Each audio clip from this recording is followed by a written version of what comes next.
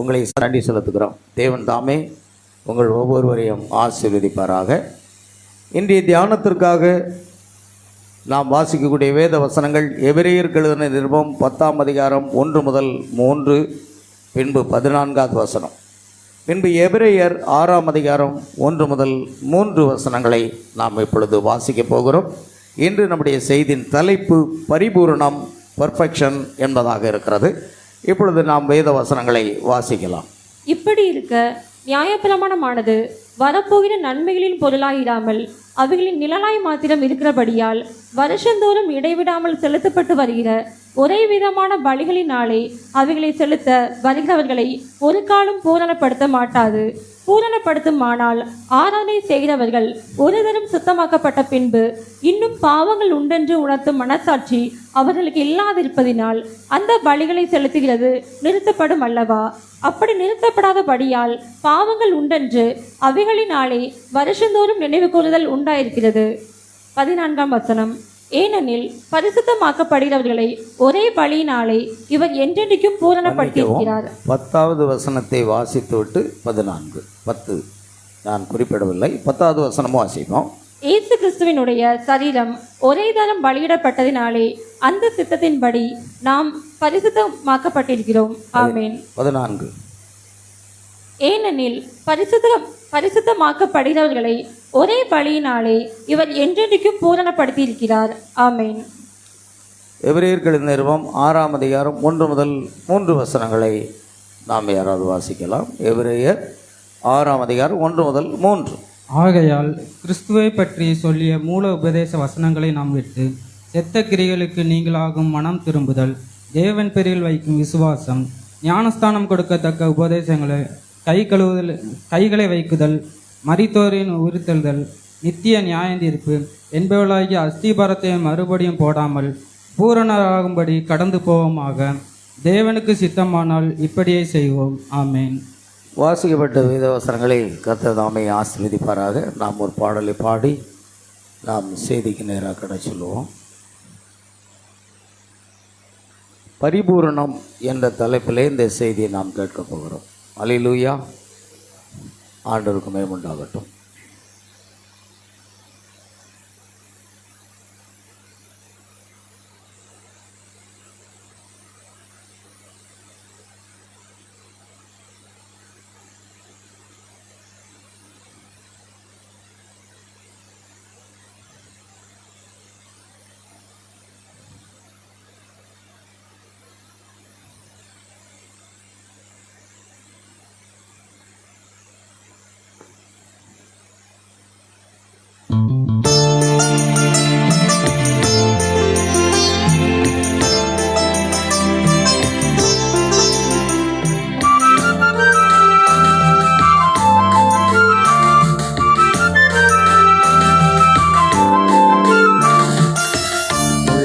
முருகுதையா உந்தன் நன்மை நினைக்கையிலே, உள்ளமெல்லாம் முருகுதையா உந்தன் நன்மை நினைக்கையிலே, கண்ணால கண்ணு கலங்குது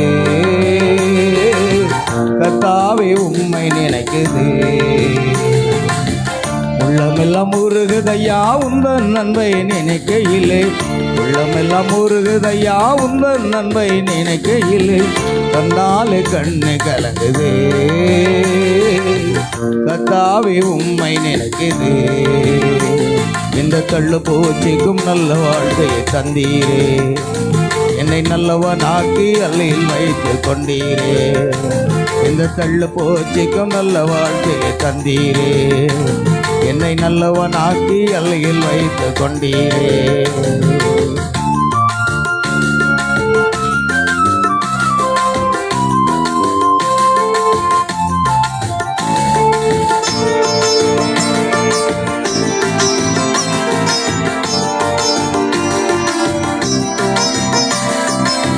கருவினில் ஆதையானேன், தெருவினில் ஆண் கிடந்தேன். கருவினில் ஆதையானேன், தெருவினில் ஆண் கிடந்தேன். தெருவில் வந்து என்னை அணைத்த அன்பு தெய்வமே, அருகினில் வந்து என்னை அணைத்த அன்பு தெய்வமே. உந்தனின் நன்மை நான் என்னவென்று சொல்லுவேன், உந்தனின் நன்மை நான் என்னவென்று சொல்லுவேன். அற்புதமே அதிசயமே உம்மை நான் என்று மறவேன். அற்புதமே அதிசயமே உம்மை நான் என்று மறவேன். இந்த தள்ளு போச்சுக்கும் நல்ல வாழ்க்கை தந்தீரே, என்னை நல்லவன் ஆக்கி எல்லையில் வைத்து கொண்டீரே. இந்த தள்ளு போச்சுக்கும் நல்ல வாழ்க்கை தந்தீரே, என்னை நல்லவன் ஆக்கி எல்லையில் வைத்து கொண்டீரே. உள்ளமெல்லாம் முருகுதையா உந்தன் நன்மை நினைக்கையிலே, நாலு கண்ணு கலக்குது கத்தாவே உம்மை நினைக்குது.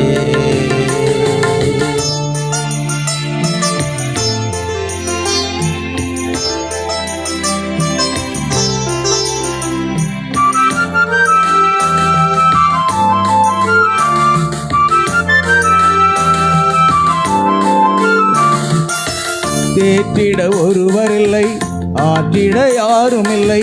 தேற்றிட ஒருவரில்லை, ஆற்றிட யாருமில்லை. தூற்றிட பலருண்டு, சேற்றை வீசும் மனிதருண்டு. தூற்றிட பலருண்டு, சேற்றை வீசும் மனிதருண்டு. ஏற்றிடும் என் விளக்கை தேற்றும் எந்த தெய்வமே, ஏற்றிடும் என் விளக்கை தேற்றும் எந்த தெய்வமே. சற்பரனே பொற்பரனே உம்மை நான் என்றும் துதிப்பேன். சற்பரனே பொற்பரனே உம்மை நான் என்றும் துதிப்பேன்.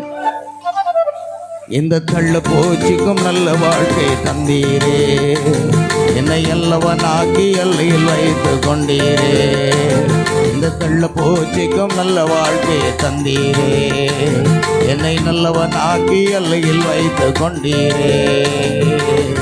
உள்ளமெல்லாம் முருகுதையா உந்தன் நன்மை நினைக்கையிலே, உள்ளமெல்லாம் தன்னால கண்ணு கலங்குது கத்தாவே உம்மை நினைக்குது.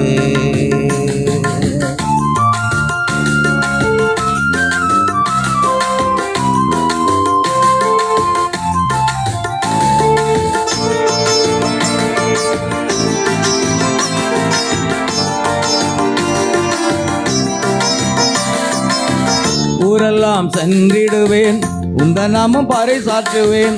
ஊரெல்லாம் சென்றிடுவேன் உந்த நாமம் பறைசாற்றுவேன். எருவெல்லாம் இயேசுவே என்று உம் நாமம் உயர்த்திடுவேன். எருவெல்லாம் இயேசுவே என்று உம் நாமம் உயர்த்திடுவேன். உம்மையன்றிய உலகில் ஆறுதல் எனக்கு யாரும் இல்லை. உம்மையன்றிய உலகில் ஆறுதல் எனக்கு யாரும் இல்லை. ஆளுகை செய்யும் என்னை இந்த நன்பு தெய்வமே, ஆளுகை செய்யும் என்னை இந்த நன்பு தெய்வமே. இந்த தள்ளு போச்சிக்கும் நல்ல வாழ்க்கை தந்தீரே, என்னை நல்லவன் ஆக்கி எல்லையில் வைத்து கொண்டீரே. இந்த தள்ளு போச்சிக்கும் நல்ல வாழ்க்கை தந்தீரே, என்னை நல்லவன் ஆக்கி எல்லையில் வைத்து கொண்டீரே. உள்ளமெல்லாம் முருகுதையா உந்தன் நன்மை நினைக்கையிலே. ஆமென். ஜெபிப்போம். அன்பின் பரலோக பிதாவே, ஆசீர்வதிக்கப்பட்ட அந்த கால வேளையிலும் உம்முடைய பாதத்தில் வந்து உம்மை துதித்து உம்மை பாடி உம்மை ஆராதித்து மகிமைப்படுத்தும்படியான கிருபைகளை தந்தீரே நன்றி செலுத்துகிறோம். எங்கள் கர்த்தராக இயேசு கிறிஸ்துவின் நாமத்திலே வாசிக்கப்பட்ட இந்த வேத வசனங்களை தேவன் ஆசீர்வதியும். அந்த வசனங்களை வாசித்த உம்முடைய பிள்ளைகளை ஆசீர்வதிப்பீராக. விசேஷமாக ஆண்டவரே, இந்த வார்த்தையின் மூலமாக கர்த்தர் எங்களோடு பேசும். பரிபூரணம் என்ற தலைப்பில் இந்த செய்தியை நாங்கள் கேட்கப் போகிறோம். கர்த்தாவே, நீர் பேசும், நாங்கள் கேட்கிறோம். பேசக்கூடிய இப்படி அடியானை பரிசுத்த ஆவியினர் அபிஷேகப்பட்ட வார்த்தைகளை அடியனுடைய நாவிலிருந்து புறப்பட செய்வீராக. அதை கேட்க போகிற ஒவ்வொரு தேவனுடைய பிள்ளைகளும் ஆசீர்வதிக்கப்படுவர்களாக. சகல துதி கனமகிமை யாவற்றும் உமக்கு செலுத்துகிறோம். கர்த்தருக்கென்று நம்முடைய பிள்ளைகள் கொடுத்த காணிக்கைகள் தசமபாகங்கள் எல்லாவற்றையும் வானத்தின் பலகணிகளை திறந்த இடங்களாமல் போக மட்டும் உம்முடைய ஆசீர்வாதங்களை கட்டளையிட வேண்டுமா ஜெபிக்கிறோம். ஆண்டவரே, உம்முடைய நாமம் மகிமைப்படட்டும் ஐயா. கர்த்தாவே, வசனங்கள் சொன்ன சிறு குழந்தைகளையும் ஆசீர்வதிப்பீராக. துதி கனமகிமை யாவற்றையும் உமக்கு செலுத்துகிறோம். கர்த்தராகிய இயேசு கிறிஸ்துவினுடைய நாமத்தில் கேட்கிறோம் பிதாவே, ஆமென். உட்காரும்.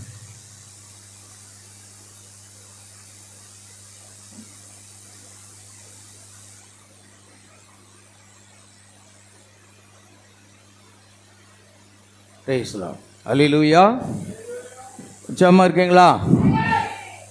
கர்த்தர் உங்களை ஆசீர்வதிப்பாராக.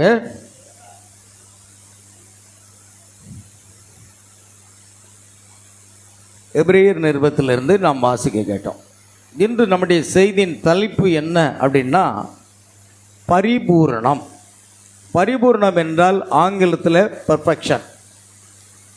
கர்த்தருக்கு மகிமை உண்டாகும். எபிரேயர் 10:1-3 வசனங்களும் 10 நாம் போட மறந்துட்டேன். 10வது வசனம் 14வது வசனம். அடுத்து எபிரேயர் 6:1-3.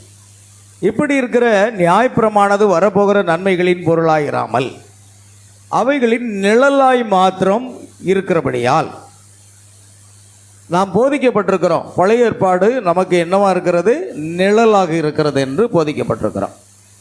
வேதம் அப்படி சொல்லுகிறது. வருஷந்தோறும் இடைவிடாமல் செலுத்தப்பட்டு வருகிற ஒரே விதமான பலிகளினாலே அவைகளை செலுத்த வருகிறவர்களை ஒரு காலம் என்ன செய்யாது?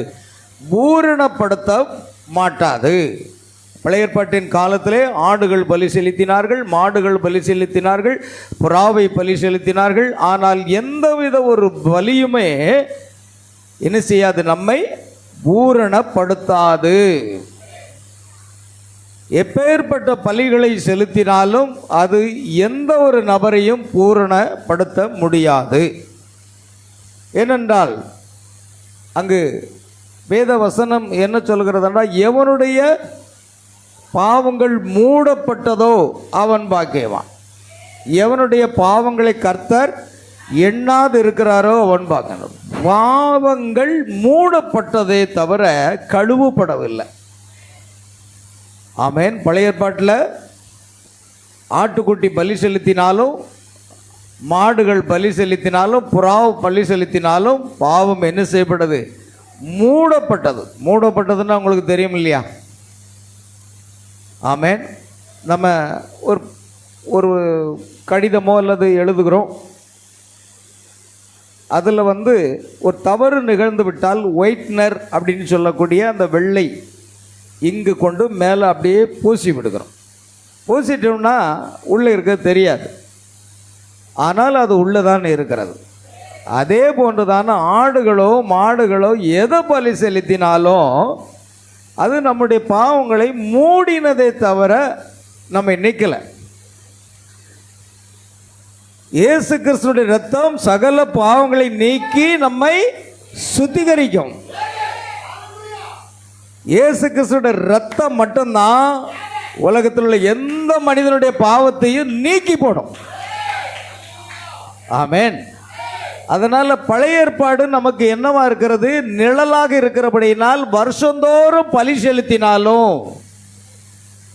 அது ஆடுகளை பலியிடுகிற நம்முடைய இந்து ஜனங்கள் கொடை விழா என்று சொல்லி ஆடுகளை பலி செலுத்தினாலும், அல்லது இஸ்லாமியர்கள் செலுத்தக்கூடிய பலியாகிய பக்ரீத் என்ற பண்டிகையிலே பலி செலுத்தினாலும், அல்லது இஸ்லாமியர்கள் குர்பானி என்று சொல்லப்படுகிற அந்த பலியை செலுத்தினாலும், மனிதனுடைய பாவத்திலிருந்து அவனுக்கு விடுதலை கிடையவே கிடையாது. ஆமென். இயேசு கிறிஸ்து விடுதலையாக்கினால் மெய்யாக விடுதலை உண்டு. ஆகையால் யாருக்கும் பாவத்திலிருந்து விடுதலை கிடைக்கிறதுக்கு எந்த ஒரு வழியுமே இல்லை. ஒரே ஒரு வழி இயேசு மட்டும்தான். ஆமென். அதனால் நடக்கிறது என்ன? வருஷந்தோறும் இந்த பலிகளை செலுத்தி கொண்டே வருகிறார்கள், பாவம் எண்ணாதிருப்பதற்காக அல்லது மூடப்படுவதற்காக. ஆகையால் அது ஒரு காலம் அவர்களை என்ன செய்யாது? பூரணப்படுத்தாது. பூரணப்படுத்துமானால் ஆராதனை செய்கிறவர்கள் ஒரு தரம் சுத்தமாக்கப்பட்ட பின்பு இன்னும் பாவங்கள் உண்டென்று உணர்த்தும் மனசாட்சி அவர்களுக்கு இல்லாதிருப்பதினால் அந்த பலிகளை செலுத்துகிறது என்ன செய்யும்? நிறுத்தப்படும் அல்லவா? ஆனால் இயேசு கிறிஸ்துடைய இரத்தத்தினாலே பாவ மன்னிப்பாகிய மீட்பு நமக்கு உண்டாயிருக்கிறபடியினால் நாம் யாருமே பலி செலுத்துவது இல்லை. ஆமென். இஸ்லாமியர்கள் பலி செலுத்துகிறார்கள், இந்துக்கள் பலி செலுத்துகிறார்கள், யூதர்கள் பலி செலுத்துகிறார்கள். ஆனால் ரட்சிக்கப்பட்ட கிறிஸ்தவன் பலி செலுத்துவதில்லை. ஒரே ஒரு பலி, கர்த்தருக்கு உகந்த பலி, ஸ்தோத்திர பலி. ஸ்தோத்திர பலியிடுகிறவன் என்னை மகிமைப்படுத்துகிறான். அதனால தான் அந்த பலியெல்லாம் நம்ம விட்டுட்டோம். ஏன்னா அப்படி பாவங்கள் ஒன்றென்று அவைகளினால வருஷந்தோறும் நினைவு கூறுதல் உண்டாயிருக்கிறது. இயேசு கிறிஸ்துனுடைய சரீரம் ஒரே தரம் பலியிடப்பட்டதினாலே அந்த சித்தத்தின்படி நாம் பரிசுத்தமாக்கப்பட்டிருக்கிறோம். ஏனெனில் பரிசுத்தமாக்கப்படுகிறவர்களை ஒரே பலியினாலே இவர் என்றைக்கும் பரிபூரணப்படுத்தி இருக்கிறார். நாம் ஏற்கனவே பரிபூரணப்படுத்தப்பட்டு விட்டோம். இயேசு கல்வாரி சிலுவையிலே தம்முடைய விலையேறப்பட்ட இரத்தத்தை சிந்தி நம்மை மீட்டு கொண்டார். நம்மை அவர் பரிபூரணப்படுத்தி விட்டார். அல்லேலூயா. பரிபூரணப்படுதல் என்றால் என்ன, பரிபூரணம் என்றால் என்ன என்பதை நாம் பார்க்க வேண்டும். அநேகர் உங்கள் சொந்த புத்திக்கு நம்ம இடம் கொடுக்கிறோம், அதுவல்ல. பரிபூரணம் என்ற வார்த்தைக்கு வரப்போகிறோம். இப்பொழுது கவனிங்க, எபிரேயர் 6:1-3 என்ன சொல்லியிருக்கிறது? ஆகையால் கிறிஸ்துவை பற்றி சொல்லிய மூல உபதேசனங்களை நாம் விட்டுவிட்டு செத்த கிரியைகளுக்கு நீங்களாகும் மனம் திரும்புதல், தேவன் பேரில் வைக்கும் விசுவாசம், அடுத்ததா ஸ்நானங்களுக்கு அடுத்த ஒரு உபதேசம், கைகளை வைக்குதல், மரித்தோரின் உயிர்த்தெழுதல், நியாய தீர்ப்பு என்பவைகளாகிய அஸ்திபாரத்தை மறுபடியும் போடாமல். இதெல்லாம் தேவைதான். இதெல்லாம் கிறிஸ்தவ வாழ்க்கை என்னவா இருக்குது? ஒரு அஸ்திபாரம், ஃபவுண்டேஷன். இந்த அஸ்திபாரத்தை நம்ம மறுபடியும் போடாமல் பூரணராகும்படி கடந்து போவோமாக. இப்போ நம்ம பூரணத்தை நோக்கி போகணும், அதான் முக்கியம். நாம் இருந்த வண்ணமாகவே இருக்க முடியாது. தேவனுக்கு சித்தமானால் இப்படியே செய்வோம். இப்பொழுது நாம் பார்க்கலாம், பரிபூரணம் என்றால் என்ன? பரிபூரணம் என்ற தமிழ் சொல் முழுமை நிறைவு. பரிபூரணம் என்றால் முழுமையடைதல் அல்லது நிறைவடைதல் அல்லது குறைவின்மை, எந்த குறையும் இல்லாத ஒரு இன்மை அல்லது பூரண நிலை என்று பொருள்படும். பரிபூரணம் என்ற வார்த்தைக்கு முழுமையானது, நிறைவானது, குறைவின்மையானது, பூரண ஒரு நிலை வருவதுதான் பரிபூரணம் என்று அழைக்கப்படுகிறது. பொதுவாக எந்த குறையும் இல்லாத ஒரு நிலை, முழுமையாக நிறைவடைந்த நிலை, ஒரு காரியம் அதன் நோக்கத்தை முழுவதுமாக அடைந்த ஒரு நிலைதான் பரிபூரணம். நல்ல கவனிங்க, பரிபூரணம் என்பது நம்முடைய சரீரத்தை சார்ந்ததல்ல. பரிபூரணம் என்பது தேவனை சார்ந்ததாக இருக்கிறது. ஆமென். அடுத்துதான் பார்க்கலாம், வேதாகமத்தில் பரிபூரணம் என்பது எப்போதும் தவறே செய்யாத நிலை என்று மட்டும் அர்த்தம் அல்ல. இங்கே தான் நம்ம கவனிக்கணும். ஒரு மனுஷன் பரிபூரணம் அடைந்துட்டான்னா ஒரு சிறு தவறை கூட செய்ய மாட்டான் என்று அர்த்தம் அல்ல. புரிகிறதா? பரிபூரணம் அடைந்த ஒரு நபராக இருக்கும் பொழுது அவன் ஒரு சிறு தவறு கூட செய்ய மாட்டான், ஒரு சிறு குறை கூட அவனிடத்தில் காணப்படாது என்று நாம் நினைப்பது தவறானது. அல்லேலூயா. பாருங்கள், வேதாகமத்தில் பரிபூரணம் என்பது தவறே செய்யாத நிலை என்று கூறுவது சரியல்ல. தவறே செய்யாமல், ஒரு சிறு பொய் கூட சொல்லாமல், ஒரு சிறு தவறு கூட செய்யாமல், எந்த ஒரு காரியத்தை செய்யாத நபர்தான் பரிபூரணம் அடைந்து விட்டான் என்றால் அது தவறானது, அதுவல்ல. நல்ல கவனிங்க. ஆமென். அது எதை சார்ந்ததாக இருக்கிறது என்றால், பல இடங்களில் அது ஆவிக்குரிய முதிர்ச்சி, முழுமையான கீழ்ப்படிதல் மற்றும் கிறிஸ்துவின் சாயலுக்கு ஒப்பாக மாறுதல் என்பதை குறிக்கிறது. பரிபூரணம் என்பது எதை குறிக்கிறது பிரியமானவர்களே? நம்முடைய தவறே செய்யாத நிலை என்றால் தான் பரிபூரணம் என்று நாம் நினைக்கிறோம், அதுவல்ல. மனிதன் என்பவன் ஏதாகிலும் எங்கேயாவது ஒரு சிறு தவறு செய்யக்கூடியவன் தான். ஆனால் தான் நம்முடைய தீர்க்கதரிசி குறிப்பிடும் பொழுது நாம் ஒவ்வொரு நாளும் பாவ அறிக்கை செய்கிறவர்களாக இருக்க வேண்டும் சொல்றார். ஒவ்வொரு நாளும் பாவ அறிக்கை செய்யணுமா? ஒரு நாள் அதிகாலையில் எழுந்து ஜெபிக்கிறத விட்டுட்டோம், அப்படின்னா கூட நாம் பாவரிக்கை செய்யணும். அல்லேலூயா. நாம் தேவனுடைய காரியத்தை விட்டு விலகி இருக்குமானால் அது நிச்சயம் ஒரு பாவமாகவே கருதப்படுகிறது. ஏன்னா விசுவாசத்தினால் வராத யாவும் பாவமே. அல்லேலூயா. கவனிங்க. ஆகையால் அதுக்கு பரிபூர்ணம் என்ற வார்த்தைக்கு என்ன அர்த்தம் அப்படின்னா, ஆவிக்குரிய ஒரு முதிர்ச்சி. ஆவிக்குரிய காரியத்தில் என்னதுங்க? எதில் ஆவிக்குரிய காரியத்தில் எப்படி முதிர்ச்சி வருகிறது? சத்தியத்தை அறிகிற அறிவினால தான் முதிர்ச்சி வரும். நம்முடைய சரீரம் வளர்கிறதுனால அல்ல, சரீரத்தில் உள்ள எந்த ஒரு குறைபாடு சம்பந்தமானது அல்ல. அது ஆவிக்குரிய பிரகாரமாக சத்தியத்தை அறிகிற அறிவின் முதிர்ச்சியை தான் கொண்டு வருகிறது.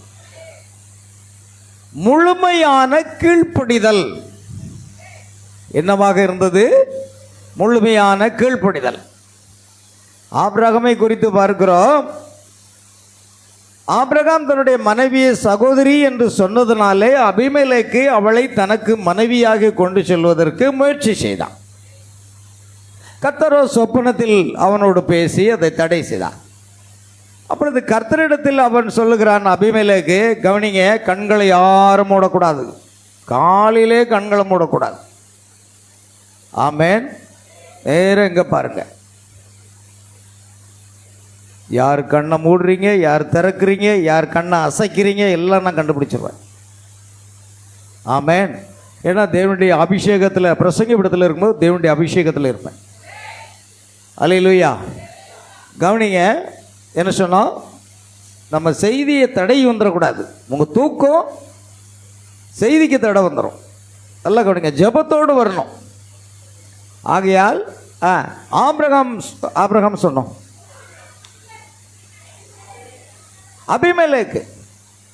அபிமெலேக்கு பாருங்க, அவன் என்ன செய்தான்?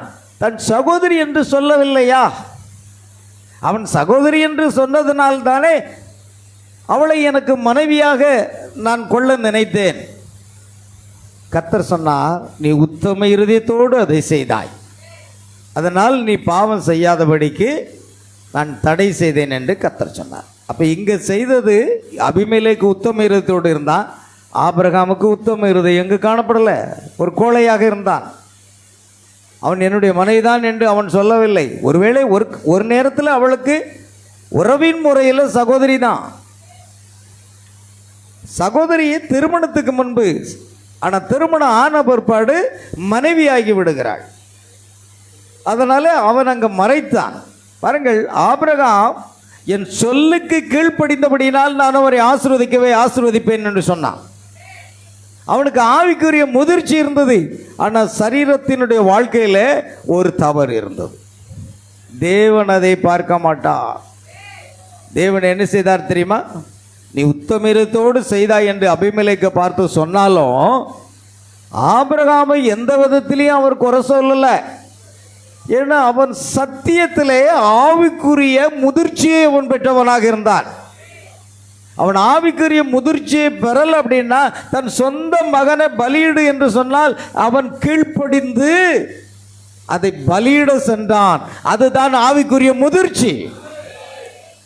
அவனுடைய குறை அல்ல. பூரணப்படுதல் என்பது ஆவிக்குரிய ரீதியான காரியமே தவிர சரீர குறைபாடு அல்ல. கர்த்தர் ஆபிரகாமை கடிந்து கொண்டாரா? இல்லை.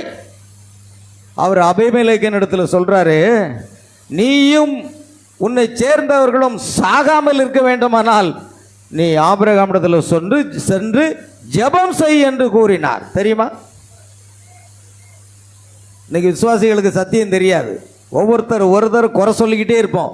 அவர் சரியில்லை, இதில் சரியில்லை, பாஸ்டர் அதில் சரியில்லை, சிஸ்டர் இதில் சரியில்லைன்னாங்க. நீ அதை தேவன் அதை பார்க்கறதே கிடையாது. ஏன்னா மனுஷன் முகத்தை பார்க்கிறார், தேவனோ இருதயத்தை பார்க்கிறார். இருதயம் எப்படி இருக்கு? நாம முகத்தை பார்க்கிறோம், அவருடைய குறைகளை பார்க்கிறோம். ஆனா தேவன் அதை பார்க்கிறதே கிடையாதான். சரி, இவ்வளவு தவறு நடந்தத ஆபிரகாமே, நீ உன் மனைவின்னு சொல்லியிருக்கலாம் இல்லையா? கேட்டாரா கர்த்தர்? எங்கேயாவது கேட்டாரா? அவருடைய குறைய தேவன் கணக்கிலே வைக்கலை. ஆமென். அவருடைய ஆவிக்குரிய முதிர்ச்சியில் என்ன செய்தான்? தேவனையும் தேவனுடைய ஒவ்வொரு வார்த்தைகளையும் அப்படியே விசுவாசித்தான். அதனால தான் அவனுடைய ஒரே குமாரனை பலி செலுத்து என்று சொன்ன பொழுது ஆமென், அவன் அப்படியே செய்கிறான். அதுதான் ஆவிக்குரிய ஒரு முதிர்ச்சியாக இருக்கிறான். ஆமென். அவனிடத்தில் தவறு இருந்தாலும் நீ அவனிடத்தில் போய் ஜெபம் பண்ணு என்று அபிமெலேக்கு இடத்துல நீ சாகாதபடிக்கு அவங்ககிட்ட போய் ஜெபம் பண்ணுன்னு சொன்னார். புரியுதா? இன்னைக்கு எல்லாரும் குற்றம் கண்டுபிடிக்கிறாங்க. ஊழியக்காரன்ட்ட குற்றம் கண்டுபிடிக்கிறாங்க, சகோதர சகோதரிகள்கிட்ட குற்றம் கண்டுபிடிக்கிறாங்க. உனக்கு ஒண்ணுன்னா ஜெபிக்கிறது ஊழியக்காரன் தான் ஜெபிக்கணும், அப்பதான் சுகமாகும். நீ சாகாம இருக்கணும்னா ஆபிரகாம்கிட்ட போய் ஜெபம் பண்ணு. ஆண்டவரே, ஆபிரகாம் தன் மனைவின்னு சொல்லாம விட்டுட்டான், அது எனக்கு தெரியும், போ நீ போய் ஜெபம் பண்ணு. விசுவாசிகளுக்கு சத்தியம் தெரியாதுங்க. பைபிளை பார்க்க மாட்டாங்க, பைபிளை படிக்க மாட்டாங்க, சும்மா மாம்ச பிரகாரமான குறைகளை சொல்லிக்கொண்டே இருப்பார்கள். அல்லேலூயா. நல்ல கவனிங்க, அந்த முழுமையான ஒரு கீழ்ப்படிதல் ஆபிரகாமிடத்தில் இருந்தது. கிறிஸ்துவின் சாயலுக்கு ஒப்பாக வளர்ச்சி அடையக்கூடியது. ரோமர் 8:29-30 இயேசு கிறிஸ்துடைய சாயலுக்கு ஒப்பாக மாறும்படிக்கு நாம் முன்குறிக்கப்பட்டிருக்கிறோம். அல்லேலூயா. அதுதான் அந்த ஆவிக்குரிய பாகத்தில் ஆபிரகாமிடத்தில் ஒரு குறையும் காணல. நல்ல கவனிங்க, இந்த அற்புத அடையாளங்கள் அப்போஸ்தலர் காலத்துக்குரியது. இந்த காலத்துக்கென்று ஒரு தீர்க்கதரிசி என்ன கிடையாது. வெளிப்படுத்தல் 10:10 பலம் முழுதும் இறங்கி வரல. இப்படி இல்லாங்க நீங்க சொல்லி கொண்டிருக்கீங்கன்னா நீங்க இன்னும் பரிபூரணம் அடையலை. ஆவிக்குரிய பாகத்தில் நீங்க என்ன செய்றீங்க? பின்வாங்கி இருக்கிறீங்க. தேவன் உங்கள் சரீர பிரகாரமான குறைவை பார்ப்பதில்லை, ஆவிக்குரிய குறையில நீ வார்த்தையில் உத்தம உண்மையாக இருக்கிறாயா, அதைத்தான் அவர் காண்கிறார். ஆமென். மத்தேயு 5:48 எப்படி சொல்லுகிறது? ஆகையால் பரலோகத்தில் இருக்கிற உங்கள் பிதா பூரண சற்குணராய் இருக்கிறது போல நீங்களும் எப்படி இருங்க? பூரண சற்குணராக இருங்கள். ஆமென். அப்போ பிதா எப்படி பூரணமாக இருக்கிறாரோ அதே போன்று நீங்களும் பூரணராக இருங்கள். ஆமென். பூரணம் எங்கிருந்து வருகிறது? பரிபூரணம் எங்கிருந்து வருகிறது? தேவனிடத்திலிருந்து வருகிறது. நாம் யாருமே பரிபூரணமானவர் அல்ல. எந்த ஒரு விசுவாசியும் பரிபூரணமானவர் அல்ல, எந்த ஒரு தீர்க்கதரிசியும் பரிபூரணமானவர் அல்ல. அவன் தேவன் ஒருவரே பரிபூரணமானவர். சொல்லப்போனா முழுமையானவர், அப்சல்யூட்லி அவர் முழுமையான ஒருவராக இருக்கிறார். அல்லேலூயா. கர்த்தருக்கு ஸ்தோத்திரம் உண்டாக. ஆகையால் நம்முடைய பரலோகத்தில் இருக்கிற பிதா எப்படி இருக்கிறார்? பரிபூரணமாக இருக்கிறது போல நீங்களும் பரிபூரணமாக இருங்கள். அல்லேலூயா. இங்கு இயேசு கிறிஸ்து தேவனுடைய அன்பு, இரக்கம், பரிசுத்தம் ஆகியவற்றில் முழுமையாக வளரும்படி நம்மை அழைக்கின்றார். எபேசியர் 4:11-15 நாம் வாசிக்கும் பொழுது வாசிக்கலாம். மேலும் நாம் அனைவரும் தேவனுடைய குமாரனை பற்றும் விசுவாசத்திலும், பாருங்கள், தேவனுடைய குமாரனை பற்றும் விசுவாசத்தினாலே அறிவிலும் ஒருமைப்பட்டவர்களாகி கிறிஸ்துவுடைய நிறைவான வளர்ச்சியின் அளவுக்கு தக்க பூர்ண புருஷராகும் வரைக்கும் பரிசுத்தவான்கள் சீர்பொருந்தும் பொருட்டு சுவிசேஷ ஊழியத்தின் வேலைக்காகவும். நல்ல கவனிக்கணும். தேவனுடைய குமாரனை பற்றும் விசுவாசத்திலும் அறிவிலும் ஒருமைப்பட்டவர்களாகி கிறிஸ்துவனுடைய நிறைவான வளர்ச்சியின் அளவுக்கு தக்க பூரண புருஷராக வரைக்கும். அந்த பூரணம் எங்கிருந்து வந்தது? தேவனிடத்தில் இருந்தது. இப்பொழுது அந்த பூரணம் யாரிடத்தில் இருக்கிறது? இயேசு கிறிஸ்துவினிடத்தில் இருக்கிறது. ஆகையால் பூரணம் என்பது நம்மை நாமே மாற்றிக்கொள்வதல்ல. அந்த பூரணம் கிறிஸ்துவனுடைய நிறைவான வளர்ச்சியின் அளவுக்கு தக்கதாக ஒரு பூரண புருஷராக நாங்கள் மாறுகிறோம். பரிசுத்தவான்கள் சீர்பொருந்தும் பொருட்டு பாருங்க, பரிசுத்தவான்கள் சீர்பொருந்தும் பொருட்டு சுவிசேஷ ஊழியத்தின் வேலைக்காகவும் கிறிஸ்துவின் சரீரமாகிய சபையானது பாருங்கள், பரிசுத்தவான்கள் சீர்பொருந்துதல் என்று தமிழ்ல காணப்படுகிறது. ஆனால் ஆங்கிலத்தில் அப்படி இல்லை. பரிசுத்தவான்கள் த சைன்ஸ், வாசிங்க சீக்கிரம், என்ன இங்கிலீஷும் சேர்த்து கொண்டு வரணும். எப்போதுமே எப்போ நீ செய்தி போட்டாலும் இங்கிலீஷ் வரணும். For the perfecting of the saints, பார்த்தீங்களா? பரிசுத்தவான்கள் for the work of the ministry, for the edifying of the body of Christ, for the perfecting of the saints. பரிசுத்தவான்கள் பரிபூர்ணப்படுதல் என்று அர்த்தம். தமிழில் சீர்பொருந்துதல் எழுதியிருக்கு, ஆனால் ஆங்கிலத்தில் பர்ஃபெக்டிங். ஆமென். பர்ஃபெக்டிங் என்றால் பரிபூர்ணப்படுதல் என்று அர்த்தம். பரிசுத்தவான்கள் பாருங்கள், நீங்கள் எல்லாம் பரிசுத்தவான்கள் தான். நீ எப்படி பரிசுத்தவான்க? 1 கொரிந்தியர் 6:9 எப்படி சொல்லுகிறது? 1 கொரிந்தியர் 6:9 11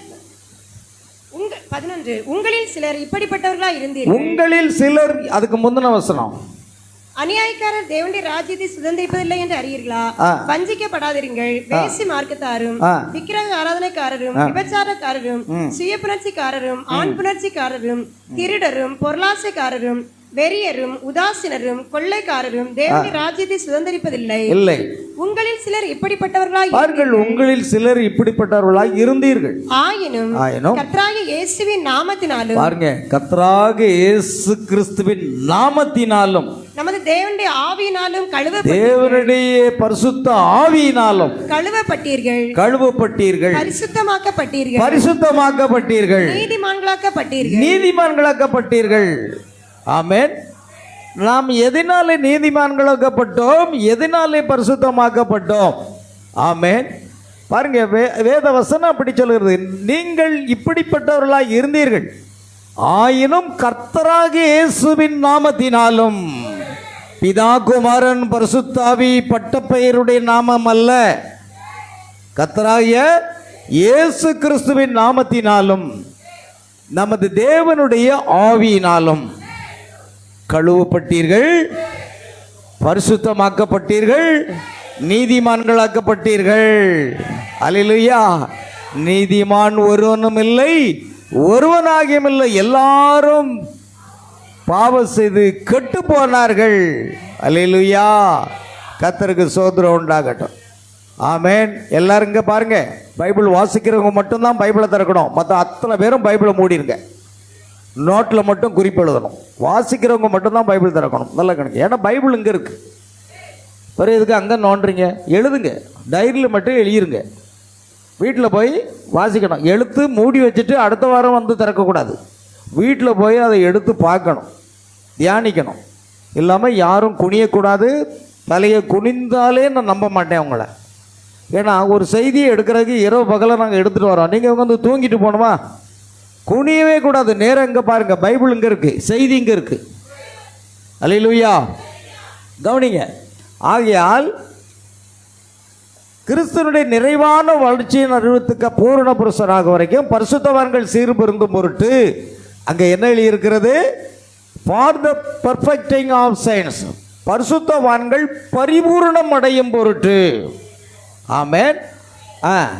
சுவிசேஷ ஊழியத்தின் வேலைக்காகவும் கிறிஸ்துவின் சரீரமாகிய சபையானது பக்தி விருத்தி அடைவதற்கு. பாருங்க, கிறிஸ்துவனுடைய சரீரமாகிய சபை யாரு?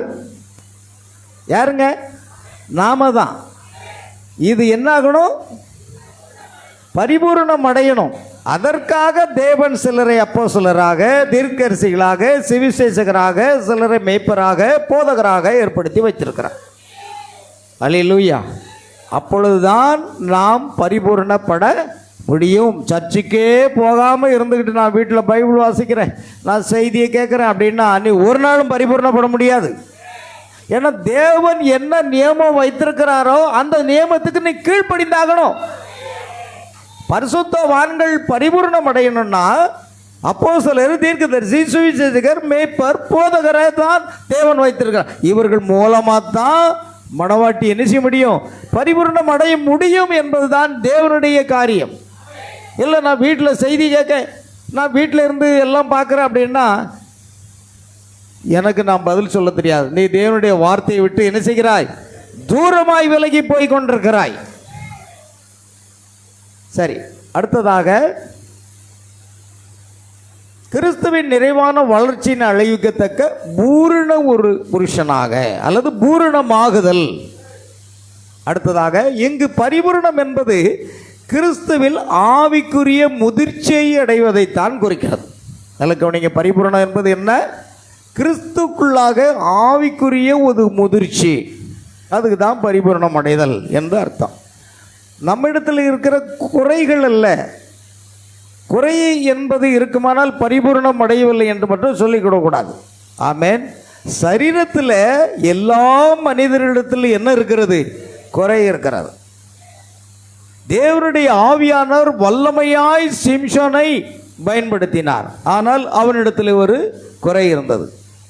தாவீதை பார்த்து கர்த்தர் சொன்னார், அவன் என் இருதயத்துக்கு ஏற்றவன், நான் சொல்லுகிறபடியெல்லாம் செய்வான் என்று அவனை குறித்து சாட்சி கொடுத்தார். அல்லேலூயா. ஆனால் அவனோ ஒரு தவறான காரியத்தை அவன் செய்தான். மோசேயை குறித்து வேத வசனத்தின் அடிப்படையில் அவனை போல தேவனை முகமுகமாக தரிசித்தவனும் யாரும் இல்லை என்றும், அவனை போல சாந்த குணமுள்ளவனும் ஒருவரும் இல்லை. ஆனால் அவன் தேவன் கன்மலையோட பேசு என்று சொன்ன பொழுது அதை 2 முறை அடித்தான். அப்போ இங்கு எல்லா மனிதர்களை எடுத்துக்கொண்டாலும் எல்லா மனிதரிடத்தில் என்ன இருக்கிறது? சரீர பிரகாரமாக ஏதோ ஒரு குறை இருக்கத்தான் செய்கிறது. ஆனால் தேவன் அதை பார்ப்பதில்லை. தேவன் உன்னை வார்த்தையின் பரிபூரணத்துக்கு கொண்டு வருகிறார். பாவத்தில் பெரிய பாவம் என்னதுங்க? அவிசுவாசம். அப்போஸ்தலர் 2:38 படி நீ ஞானஸ்நானம் பெறமாட்டான்னு சொன்னீங்கன்னா நீ செய்கிறது பெரிய பாவம். இன்னைக்கு எல்லாரும் நினைக்கிறாங்க பாவம்னு சொன்னால் களவு செய்கிறது, பொய் சொல்கிறது, உபச்சாரம் செய்கிறது போன்ற காரியங்கள் தான் பாவம் நினைப்பீங்க. ஆனால் அதுவல்ல பாவம். பாவம் என்பது தேவனுடைய வார்த்தையை அவிசுவாசிப்பது தான் பாவம். என விசுவாசத்தினால் வராத யாவும் பாவமே. வார்த்தையை விசுவாசிக்கல நீ பாவிதான். ஐயா, அப்போஸ்தலர் 2:38 படி மனம் திரும்பி பாவம் மன்னிப்புக்கென்று கர்த்தராகிய இயேசு கிறிஸ்துவோட நாமத்தில் ஞானஸ்நானம் பெறலன்னா அவங்க பாவியான்னு நீங்கள் கேட்டிங்கன்னா ஆமேன்னு சொல்லுவானா? பாவிதான். இல்லை, நான் பிதாகுமாரன் பரிசுத்தாய் பெற்ற பேரில் மூழ்கி ஞானஸ்நானம் எடுத்திருக்கேன். நல்லது. நீ பிதாகுமாரன் பரிசுத்தாவின் பட்ட பேரில் ஞானஸ்நானம் பெற்றிருந்தாலும் நீ பாவிதான். தேவனுடைய வார்த்தை அப்படி சொல்லவில்லை. நாம் ரட்சிக்கப்படும்படிக்கு வானத்தின் கீழே மனுஷருக்குள்ள இயேசு கிறிஸ்துவின் நாமமே அல்லாமல் வேறொரு நாமம் கட்டளையிடப்படவில்லை. அப்படியானால் இயேசு கிறிஸ்துடைய நாமத்தில் தான் நமக்கு பாவமன்னிப்பு உண்டு என்பதனால்தான் அந்த பவுல் அப்போஸ்தலன் யோவான் இடத்துல ஏற்கனவே ஞானஸ்நானம், முழுக்க ஞானஸ்நானம் யோர்தான் நதியில் பெற்ற விசுவாசிகளுக்கு மீண்டும் கர்த்தராகிய இயேசு கிறிஸ்துடைய நாமத்தில் ஞானஸ்நானம் கொடுத்தார். அதனால இந்த 2:38 ஞானஸ்நானத்தை பெறாம நீங்கள் பிதாகுமாரன் பரிசுத்த நாமத்தில் மூழ்கி பெற்றிருந்தாலும் நீ பாவியே. நீ பாவிதான்.